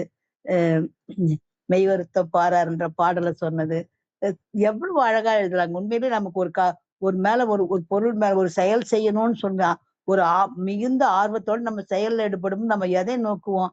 சாப்பிட நினைக்க மாட்டோம், தூங்க நினைக்க மாட்டோம். யாருன்னா திட்டம், டேய் என்னடா இப்படி உட்கார்ந்துட்டே இருக்கிற, இந்த இதுலயே உட்கார்ந்துருக்கேன், சாப்பிட்டு போனோம். நம்ம பிறருடைய சொற்களையும் கூட நம்ம காதுலயே வாங்க மாட்டோம். எவ்வளவு அழகான பாடல். மெய் வருத்தம் பாரார், பசி நோக்கார், கண் துஞ்சார், எவ்வவர் தீமையும் மேற்கொள்ளார், செவ்விய அருமையும் பாரார், அவமதிப்பும் கொள்ளார், கருமமே கண்ணாயினார். அப்படி எவ்வளவோ அழகான நம்ம தமிழ் மொழியில எவ்வளவு அழகான பாடல்கள். வாழ்க்கைக்கு தேவையான எல்லா கருத்துக்களும் அதுல இருக்குது. அதெல்லாம் ரொம்ப அழகா தொகுத்து சொன்னீங்க. வெகு சிறப்பு, வெகு சிறப்பு. வள்ளுவரை பத்தியும் சொன்னீங்க. இறையன்பு காதலை பத்தி சொன்னீங்க. உண்மைதான், காதல் என்பது ஒரு அற்புதமான ஒரு உணர்வு. அது அந்த உணர்வு வந்து அந்த உணர்வு காதல்னா என்ன? அன்புதான். அன்புதானே எல்லாத்துக்குமே அடிப்படை. அது வெவ்வேறு வடிவம் காட்டும், அவ்வளவுதான். அந்த காதல் என்பதை பற்றி அந்த உணர்வு ரொம்ப அழகா சொன்னீங்க. அதான் நட்போடு ஒப்பிட்டு இருப்பாங்க அதை. இல்லைன்னா எப்படி இளங்கோவடிகள்லாம் கண்ணகி கோவலன் அன்பையும் மாதவி கோவலன் அன்பையும் எப்படி அழகா பாட முடியும்? கண்ணகியை பத்தி மாசரு பொண்ணே, வலம்புரு முத்தே, காசரு விரையே, கரும்பே தேனேன்லாம் பாடுறாருன்னா ஒரு துறவி எப்படி பாடுறாருன்னா அவர் நட்பின் பெருமை உணர்ந்தவர். நட்பினாலையும் கூட காதலை அறிய முடியும், இல்லையா? சாத்தனார் கூட நட்பு வந்து அவருக்கு காதல் பெருமையை உணர்த்தி இருக்குது. அப்படி உலகத்துல உள்ள எல்லாவற்றுக்குமே உயிர்கள் வாழ்றதுக்கு அடிப்படையான தேவை அன்புதான். இத பலவேறு பாடல்கள் மூலம் ரொம்ப அழகா சொன்னீங்க. அமைதியான நதியினிலே ஓடும் அளவு நல்லாதான் பாடினீங்கம்மா. ரொம்ப அழகான பாடல். நாணலிலே காலெடுத்து நடந்து வந்த பெண்மை இது, நாணம் என்னும் தென்றலிலே தொட்டில் கட்டும் மென்மை அது. எவ்வளவு அழகான வரிகள் பாருங்க. ஒரு பெண்ணினுடைய மனநிலையை, மனதின் தன்மையை எவ்வளவு மென்மையானது, அதே நேரத்துல எவ்வளவு இனிமையானதுன்றது அந்த பாடல். கண்ணதாசன் பாடல் ரொம்ப நல்லா பாடினீங்கம்மா. நன்றி நன்றி. ரொம்ப நிறைய செய்திகள், சிறந்த செய்திகள் எல்லாவற்றையும் ஒரு சாரல நனைஞ்ச மாதிரி தான் இருந்தது. இலக்கிய சாரல் நல்ல தலைப்புக்கு ஏற்றவாறு பதிவு வெகு சிறப்பு. நல்லா இருந்தது கோதை. நன்றி நன்றி. நிறைய விட்டு போச்சு. பிரிட்டோ அழகா சொன்னார் எல்லாவற்றையுமே. நல்லது நல்லது. அவைக்கும் நன்றி. எங்களை போன்றவங்களை கொண்டு வந்து பெருமைப்படுத்துற இந்த அவைக்கு மீண்டும் நன்றி சொல்றேன். பார்வையாளர்கள் அனைவருக்கும் நன்றி நன்றி. வணக்கம்.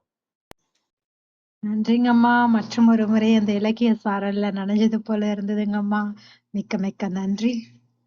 விஜயகுமாரி அம்மா வணக்கம், நீங்க பேசலாம். நன்றிகளம்மா. வாழ்க வையகம், வாழ்க வையகம், வாழ்க வளமுடன். குருவாழ்க, குருவே துணை. சரித்திரம் படைப்போம் தளத்திற்கு நன்றி. அதிலிருந்து தினந்தோறும் சாதனைகளை படைத்துக் கொண்டிருக்கும் அனைத்து அன்பு உள்ளங்களுக்கும் என் மனமார்ந்த நன்றிகள்.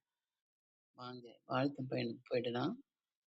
கண்களை மூடி கைகளை கோத்து முதுகு நேரா வச்சு அமர்ந்துக்குவோம். நாம் அமர்ந்துள்ள இந்த இடம் முழுவதும் நல்ல தெய்வீக ஆற்றலே நிரம்பின. அருட்பேராற்றல் உடலிலே உயிரிலே அலை அலையாக பாய்ந்து நிரம்புவதை உணர்கிறோம். அன்னைக்கு வணக்கம், தந்தைக்கு வணக்கம், அருள்நிறை ஆசான் வேதாத்திரி மகரிஷி அவர்களுக்கு வணக்கம். குருவாழ்க, குருவே துணை. அருள் பேராற்றல் இரவும் பகலும் எல்லா நேரங்களிலும் எல்லா இடங்களிலும் எல்லா தொழில்களிலும் உறுதுணையாகவும் பாதுகாப்பாகவும் வழி நடத்தியாகவும் அமையுமாக. வாழ்க வளமுடன், வாழ்க வளமுடன், வாழ்க வளமுடன். அருட்பேராற்றல் கருணையினால் இங்குள்ள அனைவரும் நல்ல உடல்நலம், நீல ஆயுள், நிறை செல்வம், உயர் புகழ், மெய்ஞானம் பெற்று சிறந்தோங்கி வாழ எல்லாம் வல்ல இறைநிலையோடு இணைந்து வாழ்த்தி மகிழ்கின்றேன். வாழ்க வளமுடன், வாழ்க வளமுடன், வாழ்க வளமுடன். இறை பேராற்றலே பக்கத்துணையாகவும் பக்க பலமாகவும் இருந்து வழி நடத்துவாராக. நன்றிகள் அம்மா. இன்னைக்கு கோதையம்மா சொன்னது விழிமின் இலக்கிய சாரல். அந்த சாரல்ல நாங்கள் எல்லாம் நனைஞ்சிட்டோமா. அவ்வளவு அற்புதமான கருத்துக்களை அப்படியே அள்ளி அள்ளி கொடுத்தீங்க எங்களுக்கு. நாங்கள் அதை வாங்கி மகிழ்ந்தோம். வைரமுத்து பாடல்கள், அதையும் மீறி எவ்வளோ கருத்துகள், அந்த காதலை பற்றி எவ்வளோ ஒரு நல்ல பதிவுகளை எல்லாம் நிறைய நிறைய கொடுக்குறீங்க.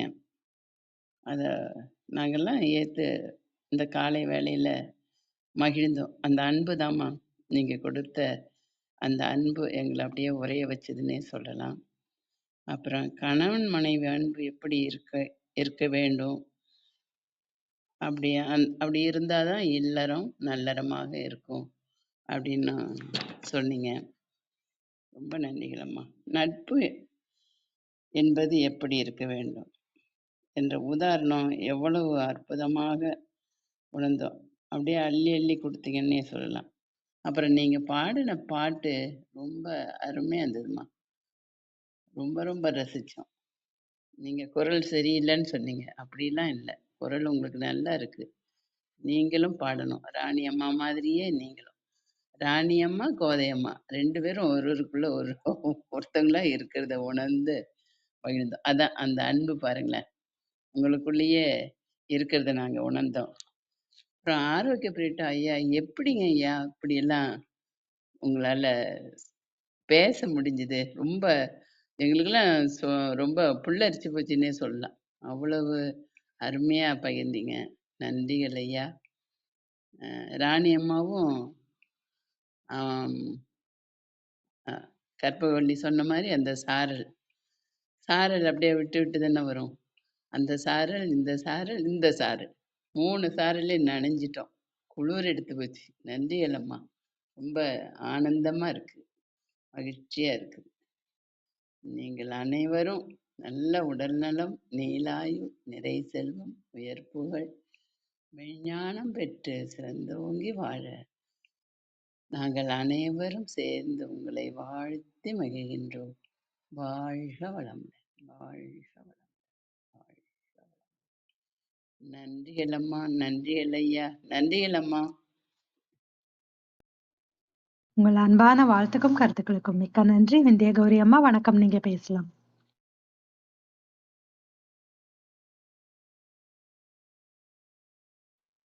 அனைவருக்கும் வணக்கம். விழிமின் இலக்கிய சாரல் கோதையம்மா தமிழ் மொழியினுடைய சிறப்பை எடுத்துரைத்தார்கள். தமிழ் இலக்கிய வகைமைகளை அடுக்கி சென்றார்கள். சங்க இலக்கிய பாடல்கள், திருக்குறள், வைரமுத்து கவிதைகள், பிற கவிஞர்களுடைய கவிதைகள் அனைத்திலுமே உள்ள கருத்துக்களை அருமையா எடுத்துரைத்தார்கள். பாடலை சிறப்பா வாசித்தாங்க.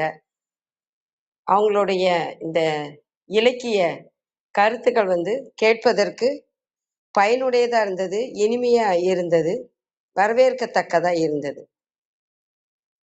கற்றலின் கேட்டல் நன்று. நம்ம படித்திருந்தாலும் அம்மா சொல்றப்போ கேட்குறப்போ மீண்டும் நினைவு, மனதுக்குள் ஆழ பதிவு. நிலத்தினும் பெரிதே வானினும் உயர்ந்தன்றே நீரினும் ஆறளவின்றே சாரல் கருங்கோர் குறிஞ்சி பூக்கொண்டு பெருந்தே நிலைக்கும் நாடனோடு நட்பே.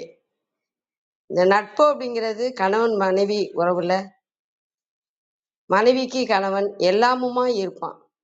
ஆனா இந்த இடத்துல தோழி கேட்பா, உன்னோட இல்லற வாழ்க்கை எப்படி இருக்குன்னு. அதுக்கு தலைவி சொல்லுவா, தலைவன் என் மீது கொண்ட அந்த காதல் இப்படி இருக்கு அப்படின்னு சொல்றதா இருக்கும். அப்ப அன்றைய வாழ்க்கை எப்படி ஒரு இல்லறத்துல அறவாழ்வா வாழ்ந்திருக்காங்க, அன்பா காதலா பண்போட எப்படி வாழ்ந்திருக்காங்கன்றத இந்த ஒரு பாடல்ல இருந்தே நாம தெரிஞ்சுக்கலாம். கணவன் எவ்வளவு காதலா மனைவி கிட்ட இருந்தான் அப்படின்றத நாம தெரிஞ்சுக்கலாம். அருமையான ஒரு பாடல் அது.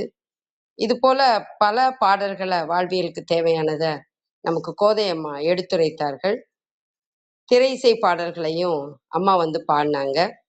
அம்மா நீங்க எல்லா பாடல்களையும் உள்வாங்கி பாடி உணர்வோட ரொம்ப சிறப்பா அறிவுல நுட்பமா நீங்க எடுத்துரைத்தது அருமை அருமை அம்மா. உங்களுக்கு பாராட்டுக்கள், வாழ்த்துக்கள், நன்றிகள் அம்மா. தொடர்ந்து இன்னும் வெவ்வேறு பாடல்களை நீங்க சொல்லணும். பல நூலை நீங்க படிச்சு எங்களுக்கு ஒரு 50 நிமிடங்கள் சொல்லும் போது நாங்களும் மீண்டும் நினைவுல கொள்றோம். அது ரொம்ப ரொம்ப பயனுடையதா இருக்கு அம்மா. நன்றிகள் அம்மா, வாழ்த்துக்கள் அம்மா, பாராட்டுக்கள் அம்மா. உங்கள் அன்பான வாழ்த்துக்கும் கருத்துக்களுக்கும் மிக்க நன்றி. இசக்கி ஐயா வணக்கம், நீங்க பேசலாம். நூலைப்படி, சங்கத்தமிழ் நூலைப்படி, முறைப்படி என்பான் பாரதிதாசன்.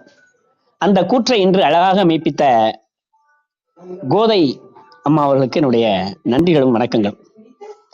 ஏனென்றால் கோதை நாச்சியார் என்றால் தமிழ் இலக்கியத்திலேயே சிறந்த ஒரு இலக்கியவாதியாக தமிழறிஞர்கள் பார்க்கிறோம். அந்த வகையிலே இன்று அவர்கள் செவ்வியல் இலக்கியம், அற இலக்கியம், இடைக்கால இலக்கியம், இக்கால இலக்கியம் எல்லாவற்றையும் ஒன்றிணைத்து அதாவது ஐஞ்சுவைகளையும் ஒன்று சேர்த்து கொடுத்த பெருமையும் மகிழ்வும் அவர்களை சாரும். இன்றைக்கு காலையில நான் ஏன்னு தெரியல, எனக்கு காலையில 6:47 வரை 6:45 வரை இந்த குடும்பம் காண்பிக்கப்படவில்லை. அதுக்கப்புறம் பார்த்தா உள்ள பார்த்தா அவங்க வந்த அந்த பாடல் அருமையான ஆயமோடு அந்த புன்னைமர பாடல் ஒன்றோடு இந்த நிகழ்வில் கலந்து கொள்ளும் வாய்ப்பு கிடைத்தது. நேற்று என்னுடைய அலைபேசியும் இயற்கையும் இவ்வாறு எனக்கு ஒரு இடையூறை ஏற்படுத்தி விட்டது என்று அதற்கு பிறகு பார்த்தேன், அந்த பாடலிலும் பாதியிலே நின்று விட்டது. ஆனாலும் கேட்டேன். ஆனால் மீட்பதிவு மூலம் கேட்க வேண்டும் என்ற ஒரு ஆவலை தூண்டிய நல்ல நிகழ்வு. ஏனென்றால் கோதையம்மாவுடைய உரையிலே எப்போதும் அருமையானதொரு கருத்துக்கள் எல்லாவற்றையும் உள்ளடக்கியதாக இருக்கும். அந்த கருத்துக்களை எல்லாம் உள்வாங்கியமைக்கு உள்ளபடியே மகிழ்வடைகிறேன். இந்த கருத்துக்களை எல்லாம் ஒருங்கே சேர்த்து குத்தால மலை சாரலில் நினைந்தது போல ஒரு இலக்கிய சாரலில் நினைத்த பெருமையும் மகிழும் அவர்களை சாரும் என்று வாய்ப்புக்கு நன்றி பாராட்டி அமைகிறேன். நன்றி, வணக்கம். உங்கள் அன்பான வாழ்த்துக்கும் கருத்துக்களுக்கும் மிக்க நன்றி. முனியப்பன் ஐயா வணக்கம், நீங்க பேசலாம்.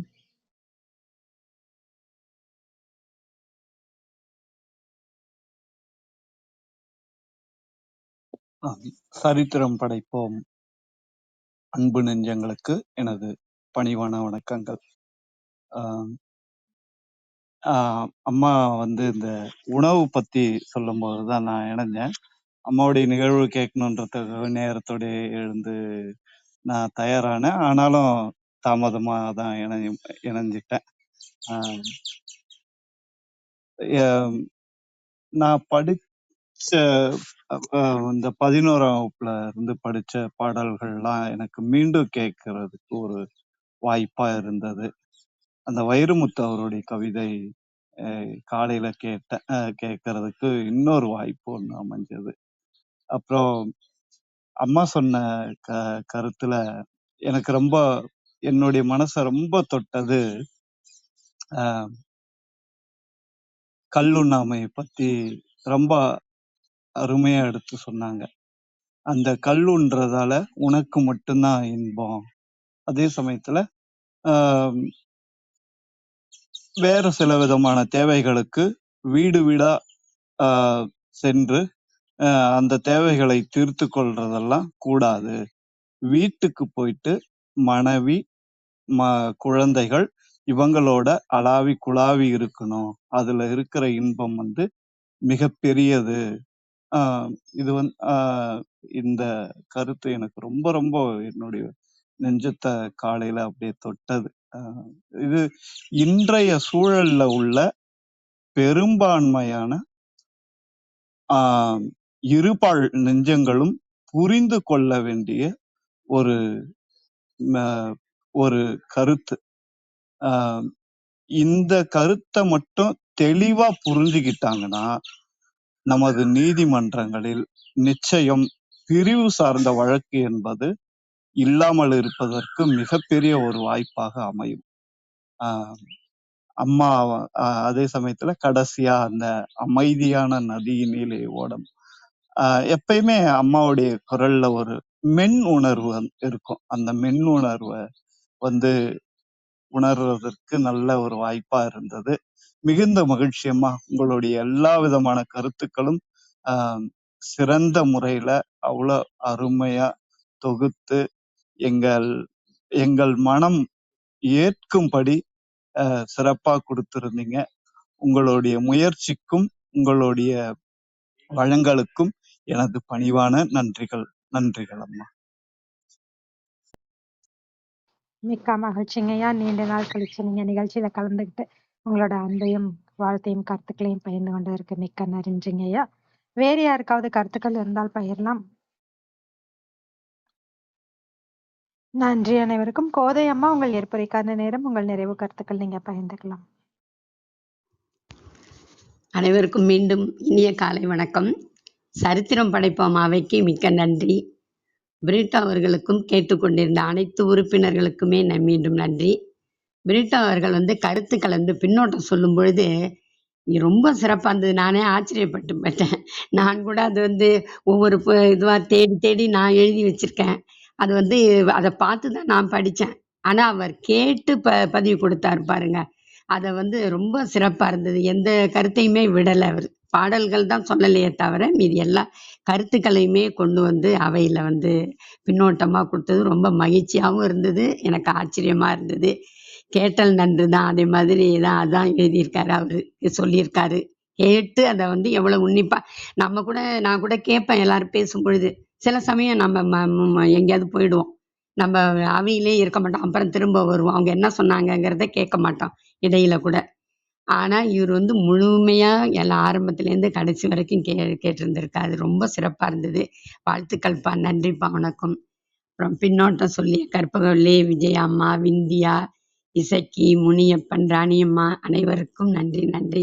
வாய்ப்பு கொடுத்த பிரிட்டோவுக்கும் இந்த அவையினுடைய உறுப்பினர் அனைவர்களுக்கும் நன்றி கூறுறேன். நான் வேற ஒன்றும் சொல்றதுக்கு இல்லைம்மா. மீண்டும் நன்றிம்மா, வாய்ப்புக்கு நன்றிம்மா. மகிழ்ச்சி கூட. மிக்க மகிழ்ச்சிங்கம்மா. நீங்கள் ஒவ்வொரு முறை வரும்போதும் அந்த இலக்கியம், அந்த தமிழ் சுவை எப்படி இருக்கும் அப்படிங்கறத நீங்க ராணியம்மா எல்லாம் பேசும்போது நாங்க சுவைக்கிறதுக்கான ஒரு வாய்ப்பை கொடுக்குறீங்கம்மா. அதற்காகவே நிச்சயமா நாங்க ஒவ்வொரு முறையும் நீங்க எப்ப பேசுவீங்கன்னு காத்துட்டு இருக்கோம். மிக்க மிக்க நன்றிங்கம்மா. சரித்திரம் படைப்போம் தளம் சார்பாகவும் கேட்டுக்கொண்டிருக்கும் அனைவர் சார்பாகவும் மனமாற நன்றி தெரிவித்துக் கொள்கிறோம். அருள் சேவியர் வணக்கம், நீங்க பேசலாம். அனைவருக்கும் வணக்கம். அனைவருக்கும் இனிய காலை வணக்கம். அன்பம்மா, கோதையம்மா, இன்று இலக்கிய சாரல் எல்லாமே கொண்டு வந்துட்டாங்க. திருக்குறள், புறநானூறு, பாரதியார், அப்புறம் கட்டுரைகள், நிறைய குறள், எல்லாத்துக்குமே மருந்து முத கொண்டு. குறள்ல இல்லாதது எதுவுமே கிடையாது.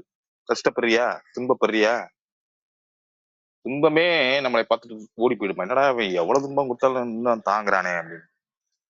இந்த மாதிரி திருக்குறள்ல இல்லாதது எதுவுமே கிடையாது. அதை அழகா கோர்வையா அம்மா அருமையா சொன்னாங்க.